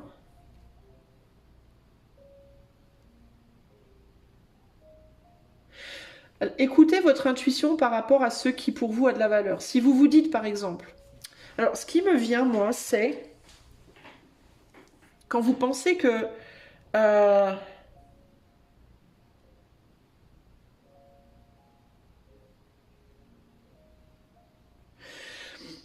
Quand vous pensez que quelque chose a de la valeur, mais c'est pas nécessairement extérieur à vous, mais intérieurement. Si vous pensez qu'un principe de vie a de la valeur pour vous, je vais vous donner un exemple. Moi, un de mes principes, c'est il vaut mieux faire un métier qu'on adore et qui est mal payé, plutôt que faire un métier très bien payé qu'on déteste. Ça, c'est un de mes principes, ok? Et moi, j'y crois dur comme fer. Pourquoi j'y crois dur comme fer? Parce que je pense que si un jour on n'est plus du tout payé pour ce métier, ce qui peut arriver, et ben au moins on a encore l'amour. Voilà, il reste l'amour. Ce qui peut continuer à motiver à le faire, c'est l'amour qu'on a pour lui. Alors que si on n'aime pas son métier et qu'un jour on n'est plus payé, il nous reste plus rien. Vous voyez ce que je veux dire? Voilà. Donc moi, c'est un de mes principes. C'est un de mes principes et en gros, vous en avez aussi. Vous avez des principes de vie, des principes, des croyances, mais que intuitivement vous savez que c'est les bons, que c'est pour vous. Hein. Ça sera pas forcément les mêmes comme peut-être que votre principe à vous, il sera l'inverse du mien. Mais pour vous, c'est de l'or ce principe-là. Vous y croyez dur comme fer, ok? Intuitivement, vous savez que pour vous, c'est la bonne chose. C'est la bonne chose à faire. Même si ça va à contrario de tous les autres gens, de tout ce que les autres gens disent. Si tout le monde vous dit il faut se marier, avoir des enfants et que vous êtes persuadé, sûr à 200% que pour vous, il faut être sans enfants et célibataire toute votre vie, eh ben, en gros, ici, c'est tenez bon là-dessus. Comment on dit, ne lâchez pas vos principes pour être apprécié des autres. Voilà. Ne lâchez pas vos principes pour être apprécié des autres. Restez le meilleur ami ou la meilleure amie de vos principes et comprenez que vos meilleurs amis sont vos principes de vie, c'est-à-dire ceux en quoi vous croyez, ceux sur quoi votre intuition vous mène, vos croyances, vos principes, votre foi, dans l'éther, dans l'invisible, dans ce que vous ressentez, dans ce que vous savez que vous ressentez. Si même si vous savez que ça pourrait vous amener à des conflits avec certaines personnes, même si vous savez que, en gros, ne vous corrompez pas pour les autres. Voilà, en gros, c'est ça l'idée. Acceptez aussi que vous n'allez pas avancer aussi vite que les autres. Je pense que c'est ça ici. La dispute et le risque inversé. Comprenez que quand on est... En fait, vous, je vous sens comme un loup solitaire. Vous voyez ce que je veux dire? Il y a un côté comme ça. Ici, si vous n'êtes pas en dispute par rapport à vous-même, si vous êtes solide avec vous-même, en fait, il vous faut développer les relations que vous ne pouvez pas avoir dans la matière, il faut les développer intérieurement. Il faut que vous soyez capable d'être votre meilleur ami. Il faut que vous soyez capable d'être votre meilleur amant ou amoureuse. Il faut que vous soyez capable d'être votre propre public. C'est dur en fait parce que vous êtes peut-être pas taillé pour être l'ami de tout le monde. Je ressens dans ce tirage une énergie de pilier. Peut-être que dans ce groupe 2, là, il y a des gens qui seront amenés à faire des grandes choses dans leur vie, qui seront amenés à être ce qu'on appelle des grandes femmes ou des grands hommes. Et ça ne veut pas dire qu'ils sont mieux que les autres, d'accord? Ça veut dire ils ont un rôle différent, c'est ni mieux ni pire. Malheureusement, il y a cette idée qui est vraie, je pense, que plus on est grand, entre guillemets, plus on est seul.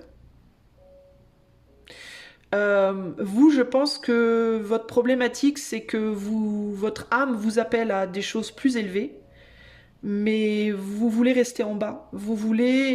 C'est pas ce que vous voulez faire. Vous êtes peut-être en conflit avec votre âme, véritablement. Et je pense que ce sera long. Ce que ça veut dire, c'est que plus vous lutterez contre vous-même, plus vous lutterez contre votre âme, et plus ça va prendre du temps pour vous pour sortir de ce désespoir. Parce qu'en fait, vous essayez de lutter contre quelque chose sur lequel vous ne pouvez pas lutter. Je pense que vous serez toujours minoritaire. Vous ferez jamais partie. Ça va être vachement, comment dire, cliché ce que je vais vous dire, mais si on parle de mouton blanc et de mouton noir, ok, vous serez jamais le mouton blanc.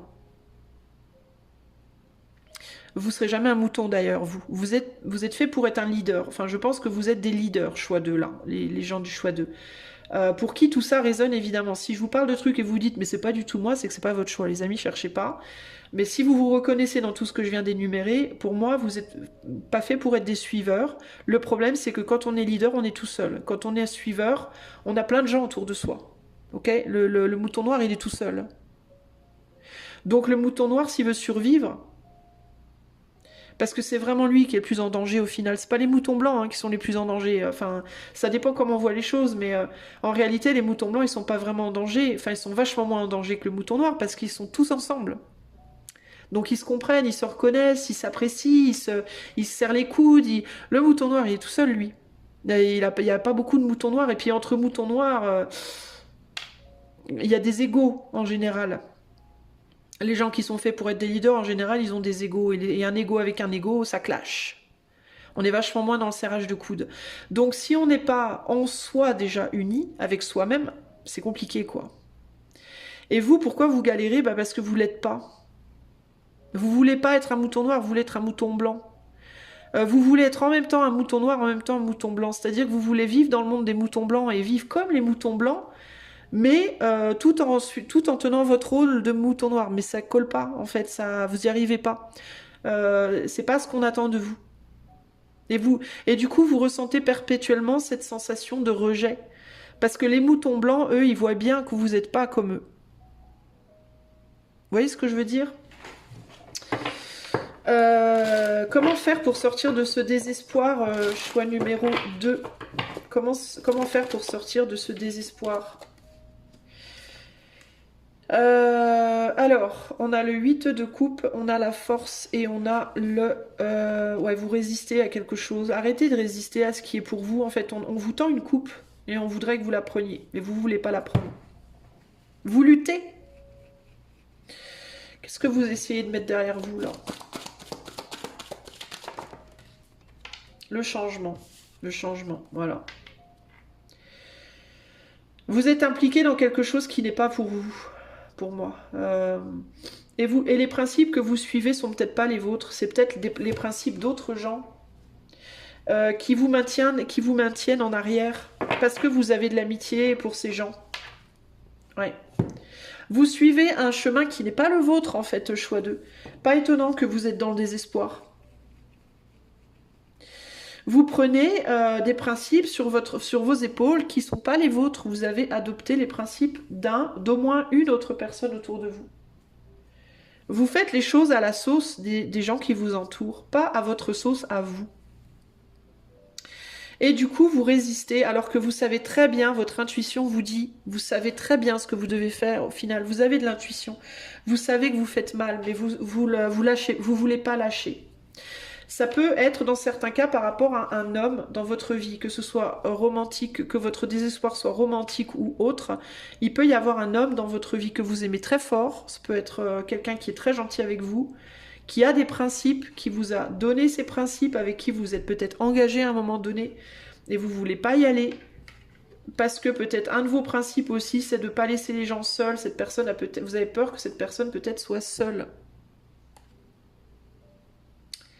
Et vous voudriez avancer, vous voudriez aller chercher ce qui serait bon pour vous, mais vous ne le faites pas parce que vous êtes un petit peu corrompu par les principes d'autres personnes pour moi. Ouais, principe, perte, indépendance,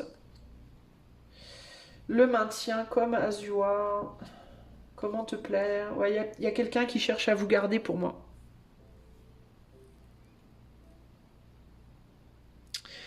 Et du coup, il y a quelque chose d'autre qui vient vers vous, mais vous voulez pas le prendre. Cette autre chose, ça peut être une autre personne, ça peut être un travail, ça peut être un déménagement, ça peut être...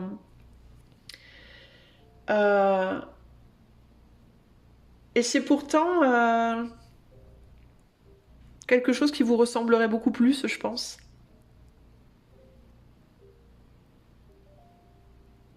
Vous n'êtes pas dans la bonne cour, entre guillemets.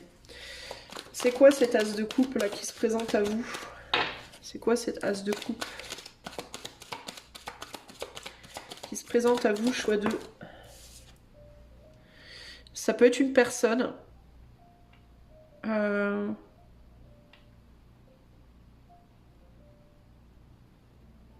En fait, j'ai l'impression que pour plaire à quelqu'un, ça peut être une personne, ça peut être un public, ça peut être des gens, ça peut être un patron, ça peut être...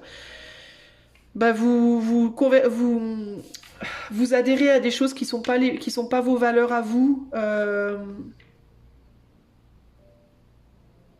qui sont peut-être aussi des valeurs, ou alors des valeurs que vous prenez comme étant les vôtres, mais qui sont pas forcément les vôtres, mais peut-être des valeurs qui vous ont été inculquées dans votre enfance et sur lesquelles vous lâchez pas prise, vous tenez bon, coûte que coûte. Alors que vous savez pertinemment que, pour moi, hein, vous savez qu'il y a autre chose là.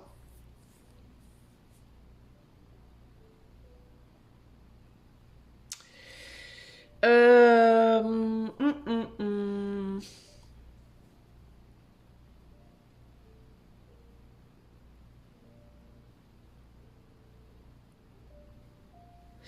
J'hésite en fait parce que je me demande quel est le bon chemin pour vous là. Est-ce que votre chemin ce serait de rester où vous êtes ou au contraire d'aller... J'hésite un peu pour vous choix 2. Quel est le bon chemin pour choix 2 là? Est-ce que ce serait plutôt de lâcher ce à quoi ils tiennent là présentement ou est-ce que ce serait plutôt de ne pas lâcher?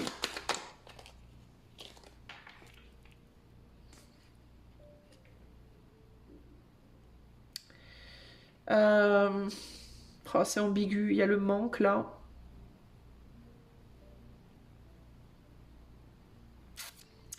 Parce que là, on est passé de l'amour à l'amitié ici.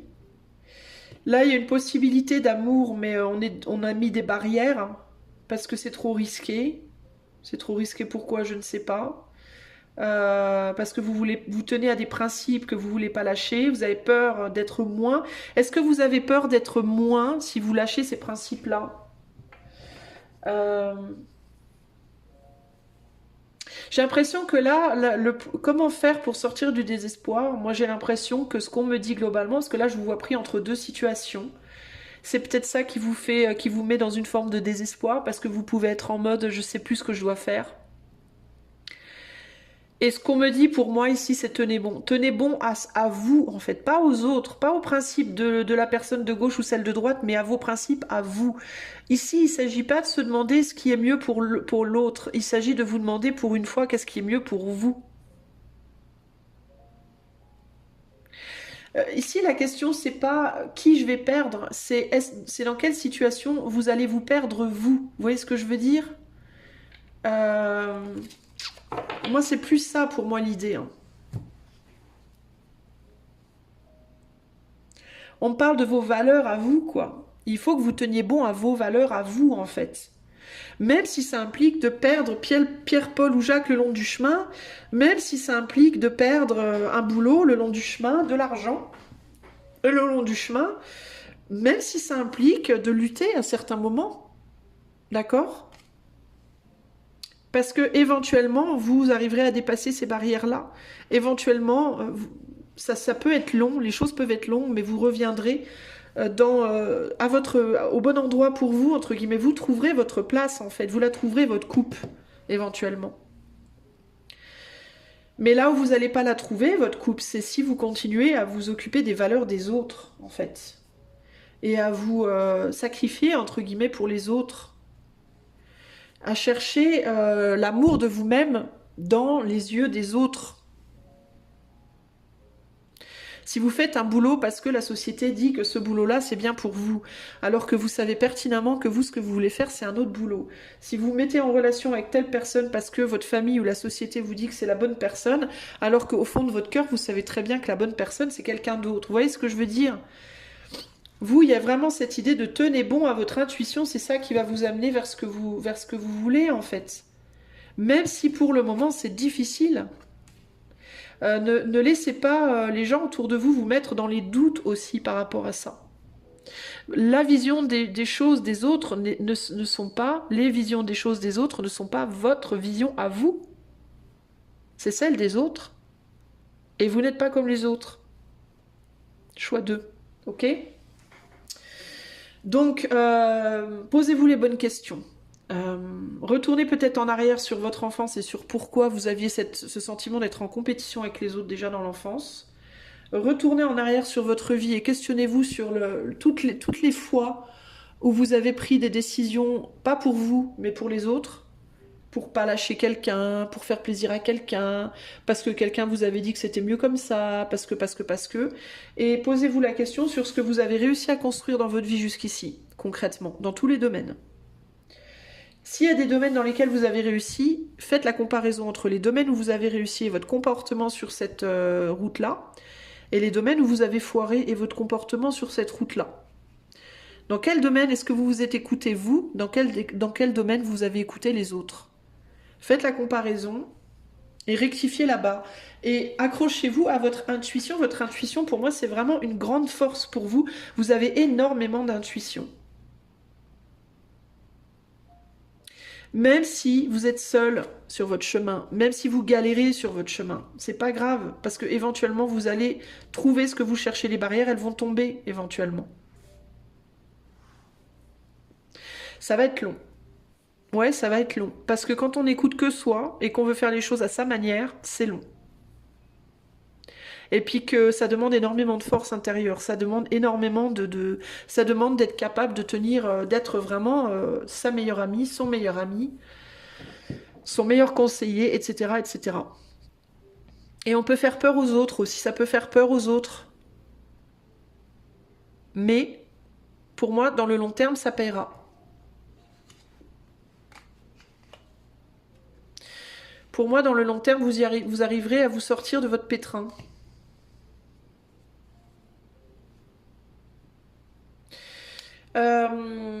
Je vais quand même vous tirer des petites cartes supplémentaires, vous, parce que je sens qu'il y a un truc qui veut sortir, qui sort pas. Ça me perturbe. Je sens un truc. J'ai l'impression qu'il y a quelque chose qui m'échappe. Qu'est-ce qui m'échappe sur le choix 2, là, par rapport à comment sortir de leur désespoir pour le choix 2? Qu'est-ce qui m'échappe? Où est-ce que je comprends pas? Qu'est-ce qui bloque? Je sens qu'il y a un truc qui bloque. C'est quoi? Une porte. La porte mène des horizons étrangers, des chemins à explorer, des liens à créer. Si tu franchis son pas, elle va bien au-delà des opportunités que tu trouveras. Ok, donc c'est par rapport à des opportunités. Qu'est-ce qui bloque? Est-ce que l'ardeur s'éteint aussi vite qu'elle étreint. Au plus vite tu soigneras tes passions, au plus tôt elles te raviront et seront ton flambeau. Et la lettre. Si tu as une chose à exprimer avec confiance, ose la dévoiler, quoi qu'il advienne, et le courage d'être... C'est vraiment ça, avoir le courage d'être soi, quoi. Ce qui bloque, c'est qu'il y a quelque chose à l'intérieur de vous, choix 2, qui demande à s'exprimer et qui ne s'exprime pas. C'est ça qui bloque. C'est ça que je sens qui bloque. Observe ta nature par l'analyse et l'intuition qui est là. Ainsi, tu pourras comprendre ton évolution et t'adapter au mieux à n'importe quelle situation. C'est exactement ce que je viens de vous dire de faire. Regardez votre nature. Souvenez-vous de ce que vous avez fait jusqu'ici et de comment et de où ça a bien marché, où ça n'a pas marché. Comment vous vous êtes comporté dans ces domaines-là, dans ces endroits-là, pour trouver la clé, pour ouvrir la porte. Il y a quelque chose à exprimer avec ce coquelicot là. Qu'est-ce que c'est qui demande à être exprimé absolument là dans choix 2, choix 2? Ça concerne quoi? C'est quoi? C'est dans le passé, c'est par rapport au passé. Dans ta mémoire, il y a des trésors de ressources, écris le cours de ton histoire en puisant à la source. Je vous dis d'aller voir dans votre... En fait, ça fait que confirmer ce que je vous ai déjà dit. Il y a des choses qui doivent être exprimées par rapport au passé, pour moi.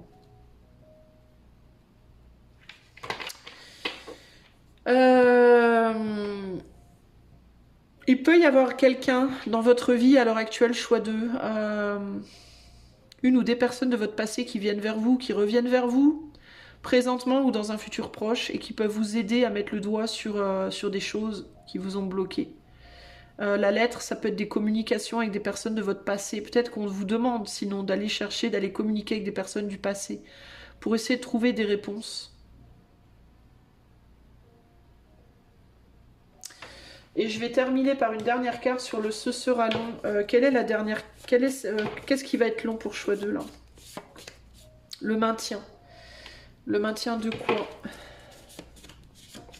C'est trop risqué. Le maintien du courage, j'entends. Le maintien du courage, le maintien, d'apprendre à maintenir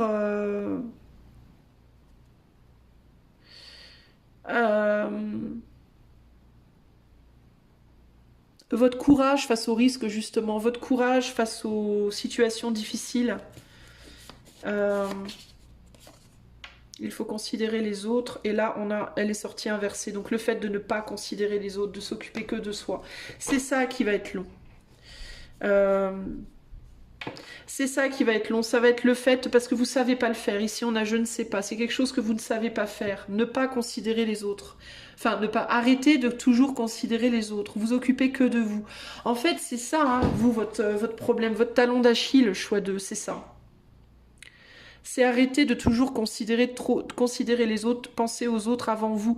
En fait, vous êtes des personnes qui faites passer les autres avant vous, et là, on vous dit non, c'est là qu'il vous faut faire. C'est vous qui devez passer en premier, maintenant. Et ça va être long. Ça va être long, ça, parce que je pense que cette tendance à toujours faire passer les autres avant soi, elle vient de votre enfance. C'est précisément ce que vous devez aller voir ici. Et ça vous fait peur de vous faire passer avant les autres. Vous avez peur. Vous avez peur des remontrances, de ce qu'on pourrait penser. On vous a inculqué des principes autres que ça. Sauf que vous, pour vous réaliser pleinement dans cette vie, il va vous falloir apprendre à ne compter que sur vous et à vous faire passer un petit peu plus souvent avant les autres. Voilà ce que je peux vous dire. Pour sortir de votre désespoir, voilà le travail que vous allez devoir faire. Si vous voulez de l'aide en coaching intuitif, je vous ai dit où trouver mon site. Je vous invite à le faire. Et sinon, je vous fais des gros bisous choix 2 et je vous dis à bientôt pour de nouvelles aventures. Ciao, ciao! Désespoir, oh désespoir, que faire? Choix numéro 3. Allez, c'est parti pour vous les amis. Qu'est-ce qui se passe? Mais enfin, mais qu'est-ce qui se passe? Mais calmez-vous. Qu'est-ce qui se passe? Pourquoi ce désespoir? Choix numéro 3. Pourquoi est-ce que choix 3 est dans le désespoir, au désespoir? Détachement sain, manque de confiance et comment te plaire? Ah, vous n'arrivez pas à plaire à quelqu'un ou à quelque chose? À quelqu'un plutôt, hein. Plus qu'à quelque chose. J'essaie de plaire à ma penderie, mais je ne comprends pas, elle ne dit rien. Qui s'y frotte s'y pique? Ah. Alors, est-ce que vous voulez plaire à quelqu'un, mais en même temps, vous n'êtes pas forcément très agréable. Alors, c'est compliqué. De vouloir plaire à quelqu'un quand on n'est pas soi-même très agréable. Il peut y avoir un côté comme ça. Alors, détachement sain, manque de confiance, comment te plaire? Votre désespoir, c'est quoi? Votre désespoir, c'est que vous vous êtes détaché d'une personne ou d'une situation parce que vous n'avez pas confiance en elle ou en la situation. Et que pour autant, vous vous demandez comment faire pour réussir. Alors, en fait, vous vous détachez de quelque chose ou de quelqu'un. Paradoxalement, vous aimeriez bien pouvoir faire quelque chose avec ce quelque chose ou ce quelqu'un. Alors, c'est quoi l'idée, là? C'est en tout cas ce qui me vient là de suite. On va aller plus loin. Quel est le désespoir au désespoir du choix numéro 3? Quel est le désespoir du choix 3, s'il vous plaît? Quel est le désespoir du choix numéro 3? L'idéalisme.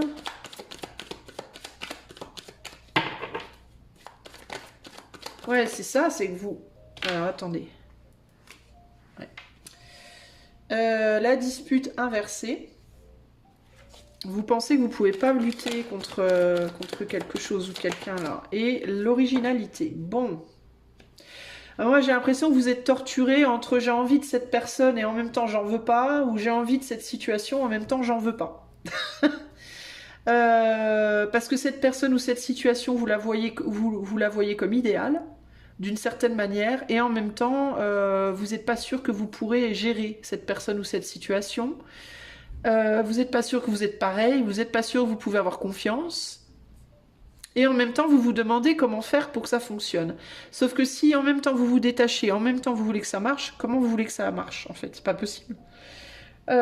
Pourquoi qui s'y frotte s'y pique? Personne n'est sincère. Vous pensez que quelqu'un n'est pas sincère avec vous? Et la fortune. Pourtant, vous voyez cette chose, cette personne ou cette chose comme waouh, the one, véritablement ici. Hein.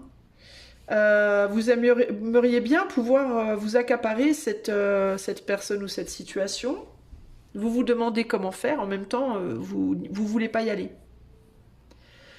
Alors, je comprends que vous soyez dans une forme de désespoir ici, mais alors c'est quoi votre problème? En fait, vous voulez le beurre et l'argent du beurre, quoi. Vous voudriez que tout vienne sur vous, tout vienne à vous sur un plateau d'argent, concrètement.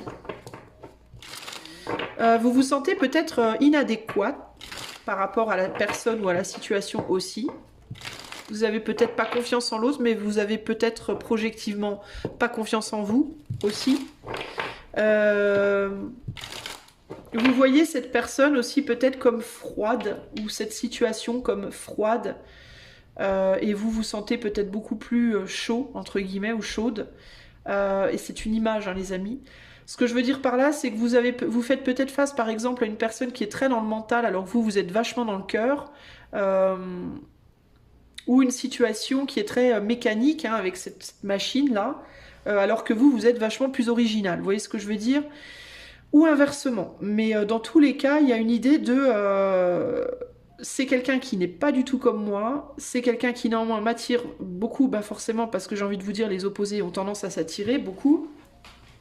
Mais en même temps, je sais pas comment m'y prendre, et puis ça se trouve, c'est pas sincère, et puis, ça mouline, ça mouline, ça mouline, et au final, on n'arrive à rien, et du coup, vous vous êtes détaché, vous vous détachez, ou vous vous êtes détaché de la situation, mais en fin de compte, vous l'êtes pas, parce que vous arrêtez pas d'y penser, puis vous vous demandez quand même bien s'il n'y a pas moyen, s'il n'y aurait pas moyen. Alors, quel est le désespoir du choix numéro 3? Alors, ça peut être une personne, ça peut être un travail, ça peut être une activité, ça peut être un projet, ça peut être... À vous de voir. Hein. Quel est le désespoir du choix 3? Alors là, on a le manque, le 5 de pentacles. Là, on a le chariot inversé. Donc, il y a vraiment cette idée de « on n'y va pas ». Ou alors on y va et alors qu'on n'a pas envie, ou on a envie mais on n'y va pas. Enfin, j'ai l'impression que ça se tord dans tous les sens, cette idée-là, cette histoire-là. Un cavalier de pentacle et un cavalier, bon en fait vous y allez pas du tout, quoi. Bon, vous y allez mais vous n'avez pas envie d'y aller, en fait. Alors moi je comprends plus rien dans votre histoire.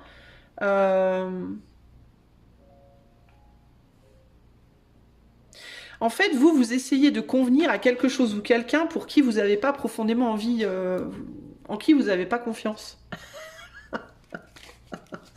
C'est complètement hallucinant. 8 de bâton, vous avez peur de vous prendre des coups sur le nez. Bah alors ici, moi ce qui me vient, désespoir au désespoir numéro 3, ce n'est pas est-ce que vous faites des bonnes choses ou pas, c'est pourquoi vous faites les choses en fait. Pourquoi vous voulez aller... Pourquoi vous voulez aller plaire à quelqu'un en qui vous n'avez pas confiance, en fait, à la base? Vous avez pas ce que vous voulez. Vous n'avez pas ce que vous voulez avec cette personne, clairement, ici. Vous n'êtes clairement pas l'idéal de cette personne, et cette personne n'est clairement pas votre idéal. Alors pourquoi vous voulez à tout prix vous entêter à aller... Est-ce que vous avez peur de quelque chose? En quoi est-ce que vous n'avez pas confiance? Vous voulez pas de dispute? Vous voulez pas de quoi? Est-ce que vous avez peur? Est-ce que cette personne vous fait peur?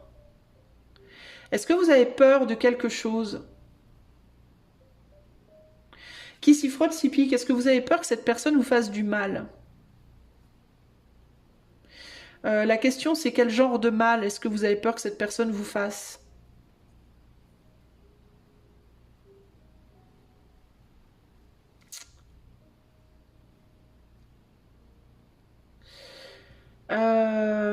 Est-ce que cette personne, elle est aussi très différente de ce que vous avez connu avant, de ce que vous avez...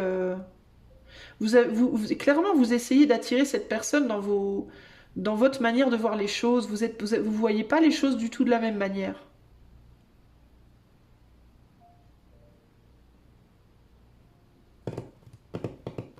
Là, je reste un peu sur ma faim. Je vous avoue, je cherche le fil. Ici, le nerf de la guerre, c'est la dispute qui est au centre du jeu. Et il y a cette idée de « je ne veux pas me confronter à quelqu'un ». Je veux pas de confrontation. Je veux pas de problème, je veux pas de confrontation. Alors, est-ce que vous êtes dans un... Est-ce que vous croyez que cette personne, elle va vous faire du mal? Choix 3.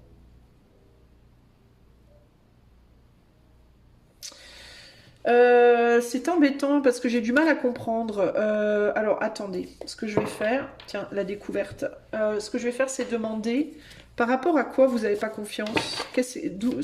Manque de confiance par rapport à quoi dans la situation du choix 3 là? Je sais que c'est toi. Je sais que c'est toi. Est-ce qu'on peut m'en dire plus? Le manque de preuves pose des doutes. Alors le fait de savoir que c'est toi, le fait de pas avoir de preuves, est-ce que vous...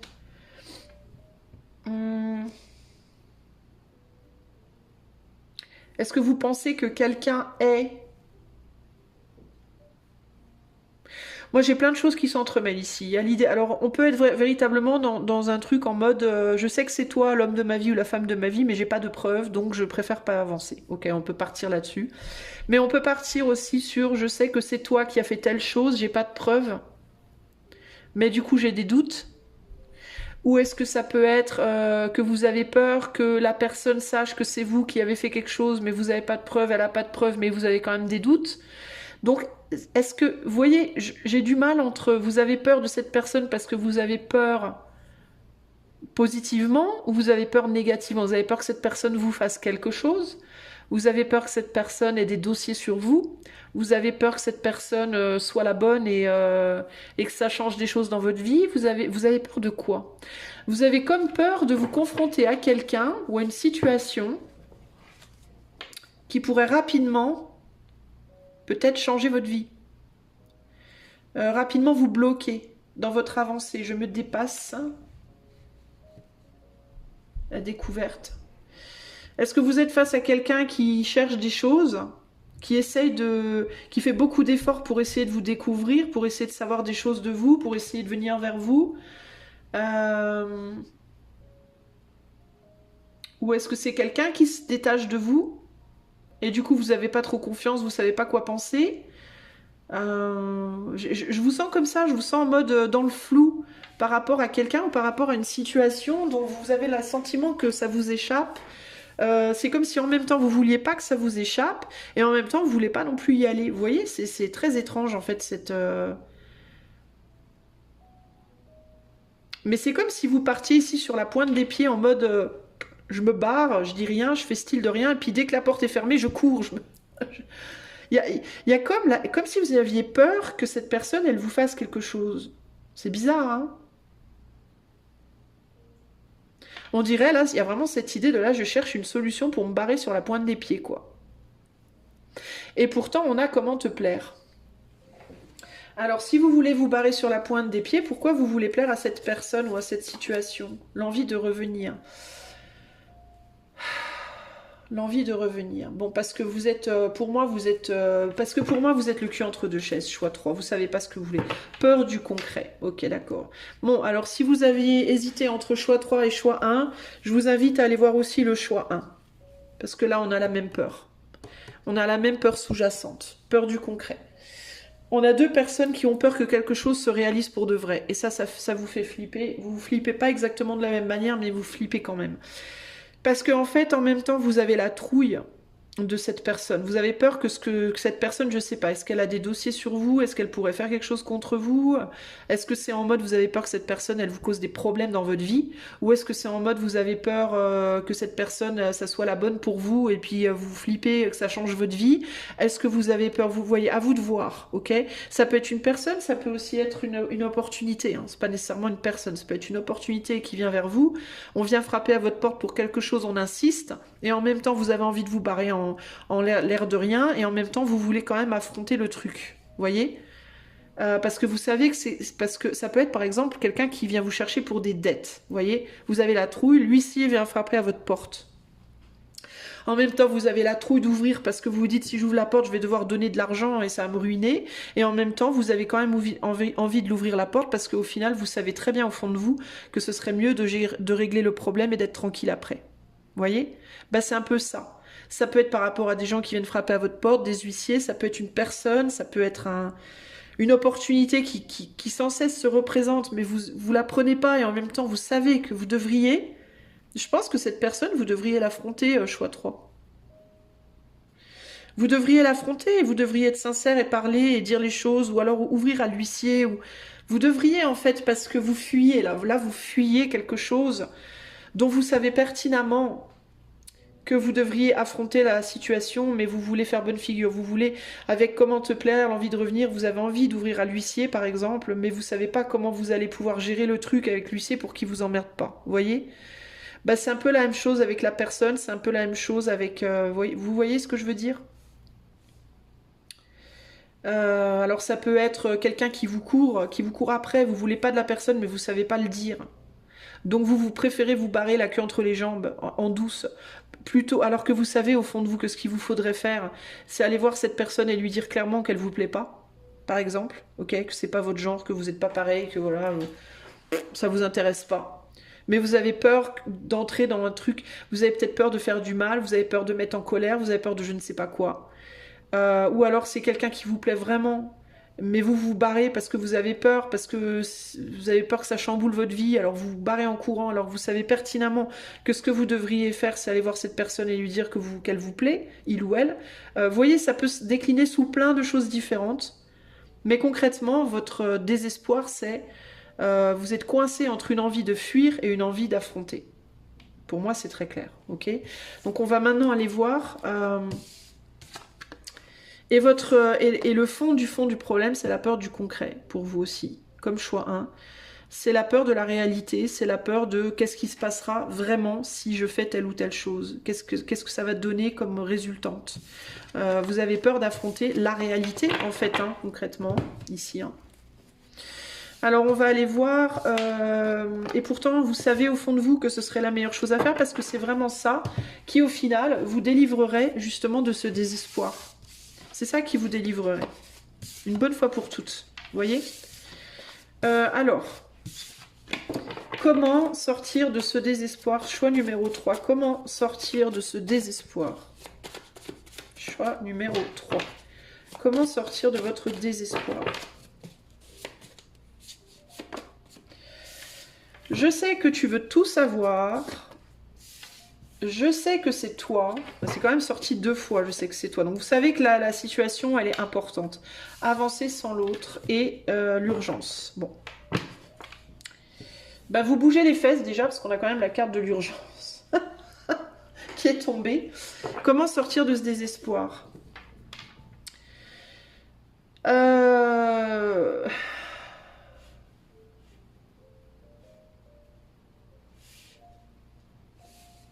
Moi, ce que j'entends ici, alors c'est bizarre parce que ça n'a pas vraiment de relation directe avec les cartes, mais ce qui me vient, c'est de dire les choses même s'il n'y a pas de finalité. L'exemple le plus cliché, le plus flagrant que je puisse vous donner, c'est il vaut mieux dire je ne sais pas que de ne rien dire du tout. Vous voyez ce que je veux dire? La prof qui vient vous interroger et qui vous demande, ou vous êtes dans une salle de classe, vous n'avez pas étudié vos maths la veille, vous savez qu'on va vous poser une question. La prof vous pose une question, vous hésitez entre vous barrer de la classe ou répondre et avoir l'air con, parce que vous savez que vous savez pas. Mais vous savez en même temps qu'il vous faut affronter la prof, que fuir, c'est pas la solution. Bah, il vaut mieux dire je ne sais pas à la réponse, que rien, en fait. Si vous êtes dans une situation... Si par exemple l'huissier frappe à votre porte en mode moi j'ai besoin que vous me donniez de l'argent, vous devez tant, vous ouvrez pas la porte parce que vous êtes en mode non mais moi je sais pas quoi dire, quoi faire, j'ai pas l'argent, je sais pas, et ben il vaut mieux ouvrir la porte à l'huissier, l'inviter à boire un café et lui expliquer calmement votre situation et que vous ne savez pas comment faire plutôt que de ne pas lui ouvrir. Parce que l'huissier lui il sait pas que vous savez pas. Vous comprenez, l'huissier, lui, va se dire, choix 3, essaye de me la faire à l'envers. C'est ce que l'huissier va se dire. Donc l'huissier, il va s'énerver, puis l'huissier va vous attirer de plus en plus des grosses embrouilles. Alors que si vous ouvrez la porte à l'huissier, bonjour monsieur l'huissier, entrez, je vous en prie. Ah, vous voulez un café? Oui, on va discuter, asseyez-vous. Bon bah voilà, écoutez monsieur l'huissier, je sais que je vous dois tant. Je veux honorer ma dette, je suis de bonne foi, je veux honorer ma dette, mais je ne sais pas comment faire, parce que voilà ma situation aujourd'hui. Je gagne tant, il y a tant qui sort, je n'ai plus d'argent, je ne peux pas donner quoi que ce soit. Qu'est-ce qu'on peut faire, monsieur l'huissier?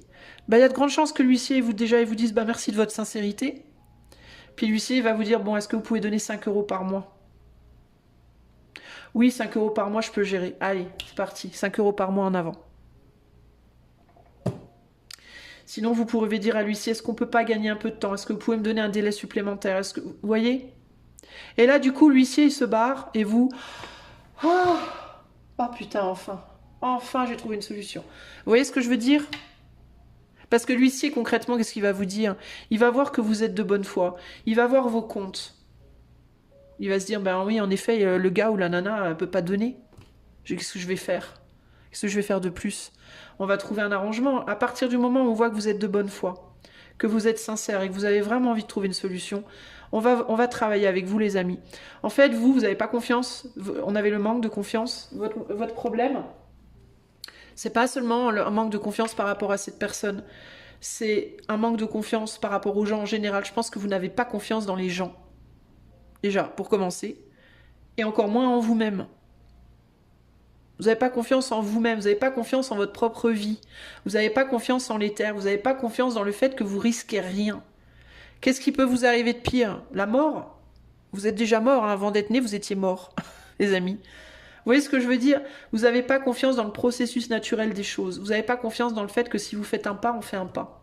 Je ne parle pas des gens en face de vous nécessairement, je parle de la vie. Si vous mettez une énergie positive, si vous mettez un pas dans la bonne direction, la vie va en mettre un pareil dans la bonne direction par rapport à vous. Encore faut-il y mettre une bonne volonté, encore faut-il se faire un minimum confiance pour sortir de sa trouille et aller dire les choses. Si vous êtes face à une personne qui vous aime plus que tout, elle vous intéresse pas, ou en tout cas, vous n'êtes pas sûr, vous savez pas, bah dites-lui, écoute, je sais que tu m'aimes, mais moi je ne sais pas ce que je ressens. Je te connais pas, ou je te connais bien, mais je sais pas ce que je ressens. Je peux pas te répondre parce que je ne le sais pas.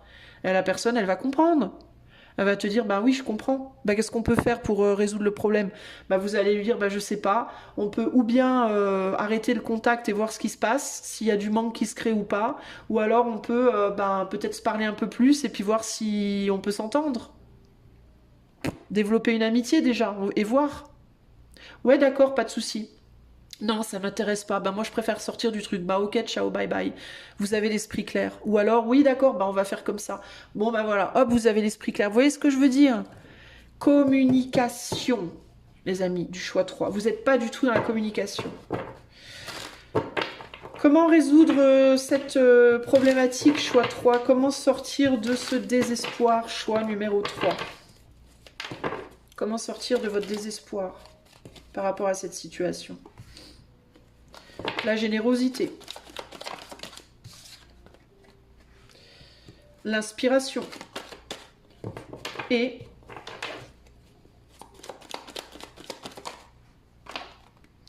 l'idylle inversée.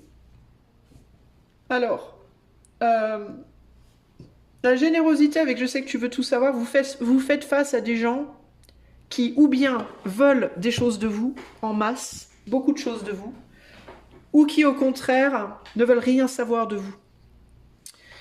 Rien savoir en termes de toute façon j'ai la vérité, je sais ce que tu penses, je sais ce que tu veux, je sais. Alors que ça se trouve ces gens-là ne savent rien, hein, mais eux ils pensent tout savoir ou au contraire ils pensent savoir votre situation. Comme l'huissier, vous voulez pas lui ouvrir la porte, donc il se dit je sais que tu es en train de me la faire à l'envers, alors que vous n'êtes pas en train de lui faire à l'envers, vous êtes juste en train de flipper votre race parce que vous n'avez pas l'argent.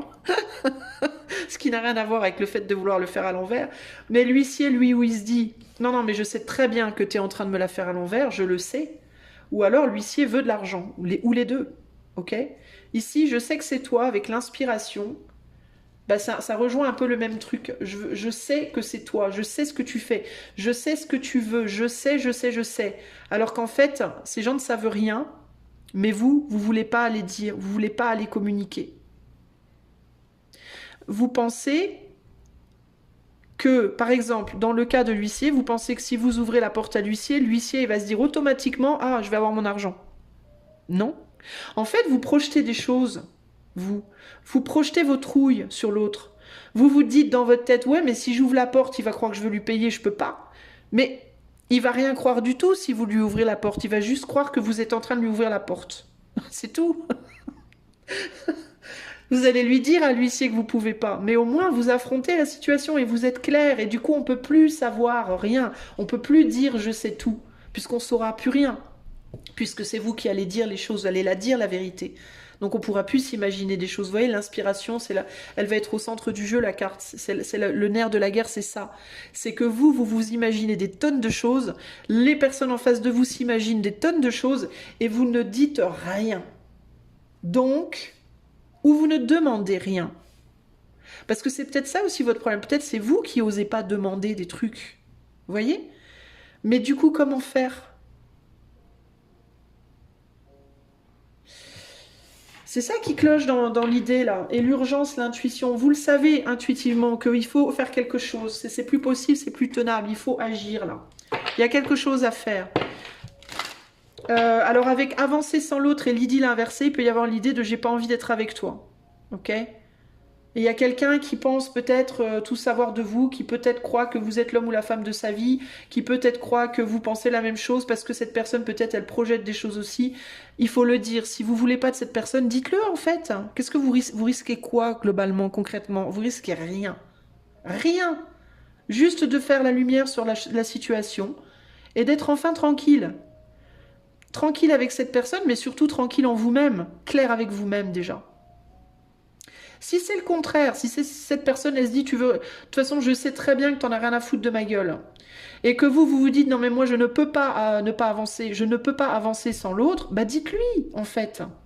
Mais que les choses soient claires, que vous puissiez enfin vous positionner de manière très claire dans vos vies, en fait, et avancer.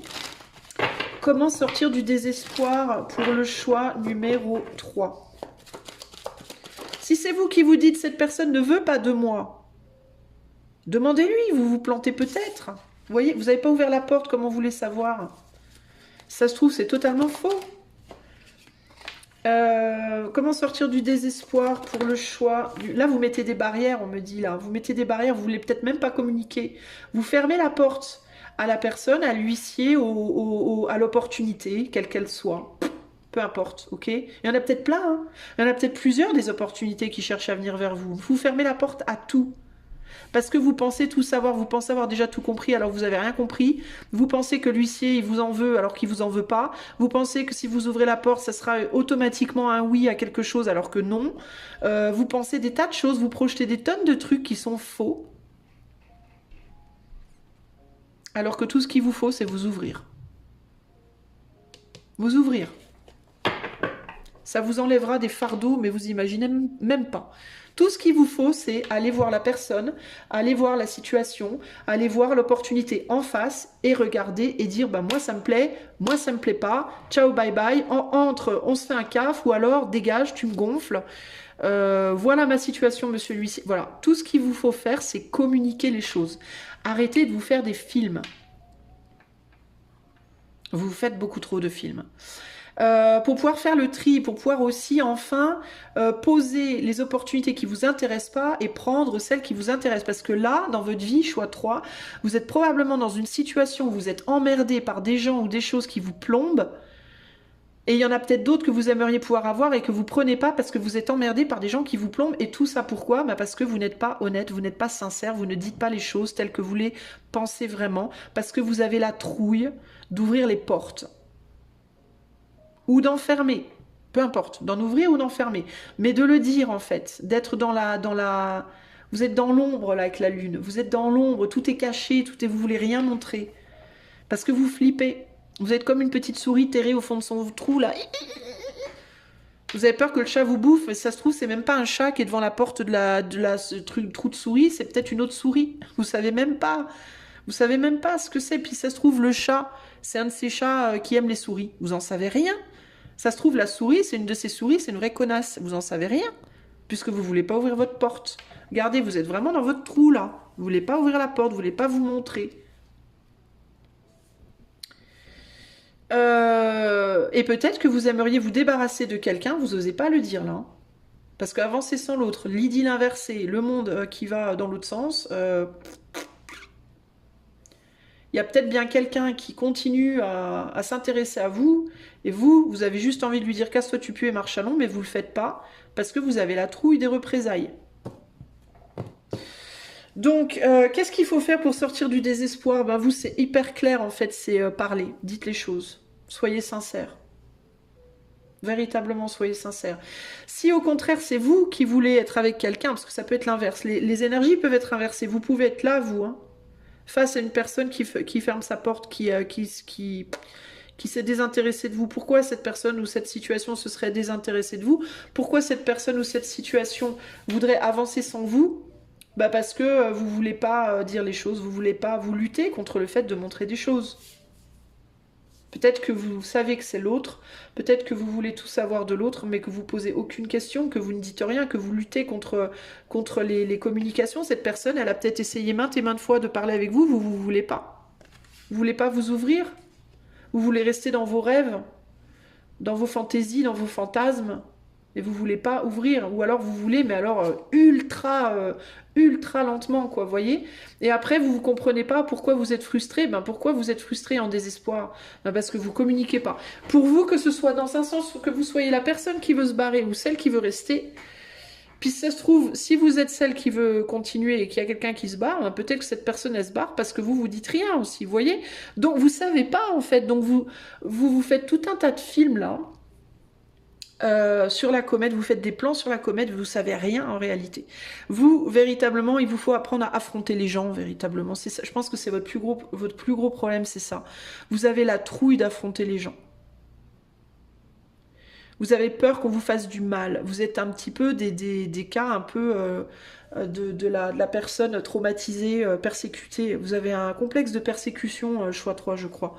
Vous avez peur qu'on vous fasse du mal. Et si on vous fait du mal, on vous fait du mal. On se fait tous du mal dans cette vie, les amis. Hein. Ça fait partie du jeu, j'ai envie de vous dire, hein, de se faire du mal. Hein. Et on le fait pas parce qu'on a envie, on le fait parce qu'on est tous des êtres humains, qu'on est tous différents, puis qu'on est tous maladroits. Donc forcément, on se fait du mal. C'est logique, en fait. Mais c'est pas grave. Parce qu'on se fait du mal, tu tombes du cheval, bah tu te relèves. Tu pleures un petit coup si t'as mal au genou, et puis après tu remontes. Mais c'est pas grave, c'est le jeu, j'ai envie de te dire, quoi. Donc, est-ce que toi, tu préfères ne pas vivre au final? Tu préfères rester en retrait du jeu? Mais alors, quel intérêt d'être là, alors? Si on t'a mis là, c'est qu'il faut que tu participes, sinon tu serais pas là. Tu vois? Toi, j'ai l'impression que t'as limite envie de te retirer du monde. Tu vois, avancer sans sans l'autre. J'ai presque l'impression que toi, t'aurais envie de ne plus être dans ce monde, d'être dans un autre monde. Comme si ce monde, il te convenait pas, finalement. Alors qu'au final, tu ne connais rien de ce monde. C'est ça le pire. C'est qu'au final, tu ne connais pas ce monde parce que tu projettes des trucs. Tu projettes des trucs sans savoir vraiment. Par exemple, l'exemple de l'huissier, c'est typique. Ok? Tu le connais pas, l'huissier, bordel. Donc, t'en sais rien de ce qu'il va te dire. Tu vas juste projeter un cliché qu'on t'a dit, que t'as vu dans un film, que tes parents ont connu, que tu vas juste projeter un truc que t'as déjà vécu sur quelqu'un que tu ne connais pas. Ça se trouve, la personne là qui s'intéresse à toi et dont tu veux pas, tu t'intéresses pas à cette personne parce que tu te dis, oh bah de toute façon cette personne elle va être comme l'autre que j'ai déjà connue il y a 10 ans. Mais t'en sais rien, tu la connais pas la personne. Et puis c'est peut-être quelqu'un que tu as connu il y a 10 ans, mais elle a changé la personne, tu vois ce que je veux dire? Donc tu ne sais rien en fait. Et tu veux rien savoir en fait. Voilà. Et donc forcément ça crée du désespoir en toi. Pourquoi? Bah parce que du coup tu ne vis rien aussi. Hein. Tu es peut-être bloqué dans une routine, un cercle vicieux comme ça qui te gonfle et qui te pèse en vérité. Et intuitivement, au profondément, tu sais que tu aurais envie d'affronter. Tu sais que t'es peut-être un roi de bâton qui s'ignore, toi. Hein. Alors le roi de bâton, c'est celui qui est dans l'action, hein, qui y va courageusement au combat, hein, avec maturité, hein, qui fait face. Sauf que toi, tu fais plus face, là. Hein. T'es en mode, vas-y... Parce que peut-être t'as beaucoup fait face dans le passé, puis que tu te sens trop fatigué, tu veux plus y aller. Alors que si ça se trouve, juste au moment où tu vas arrêter de te battre, bah, c'est le moment où tu aurais pu avoir une pire victoire. Donc le syndrome de la personne qui a galéré, hein, comme si on galérait pas tous, hein, soit dit en passant. Et puis aussi l'idée de bah toi tu vas être la personne qui si tu continues comme ça, ben avant la ligne d'arrivée tu vas tomber à 1 mètre de la ligne d'arrivée. Ce qui serait quand même très con, mais c'est possible. Voilà, parce que tu veux pas affronter les choses.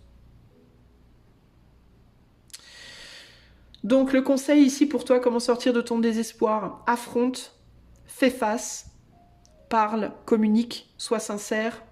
Regarde les gens dans les yeux, dis-leur les choses que tu penses, que tu ressens, écoute ce qu'elles ont à te dire, assume, affronte, fais face. Assume, affronte, fais face. Voilà. Communique, sois sincère.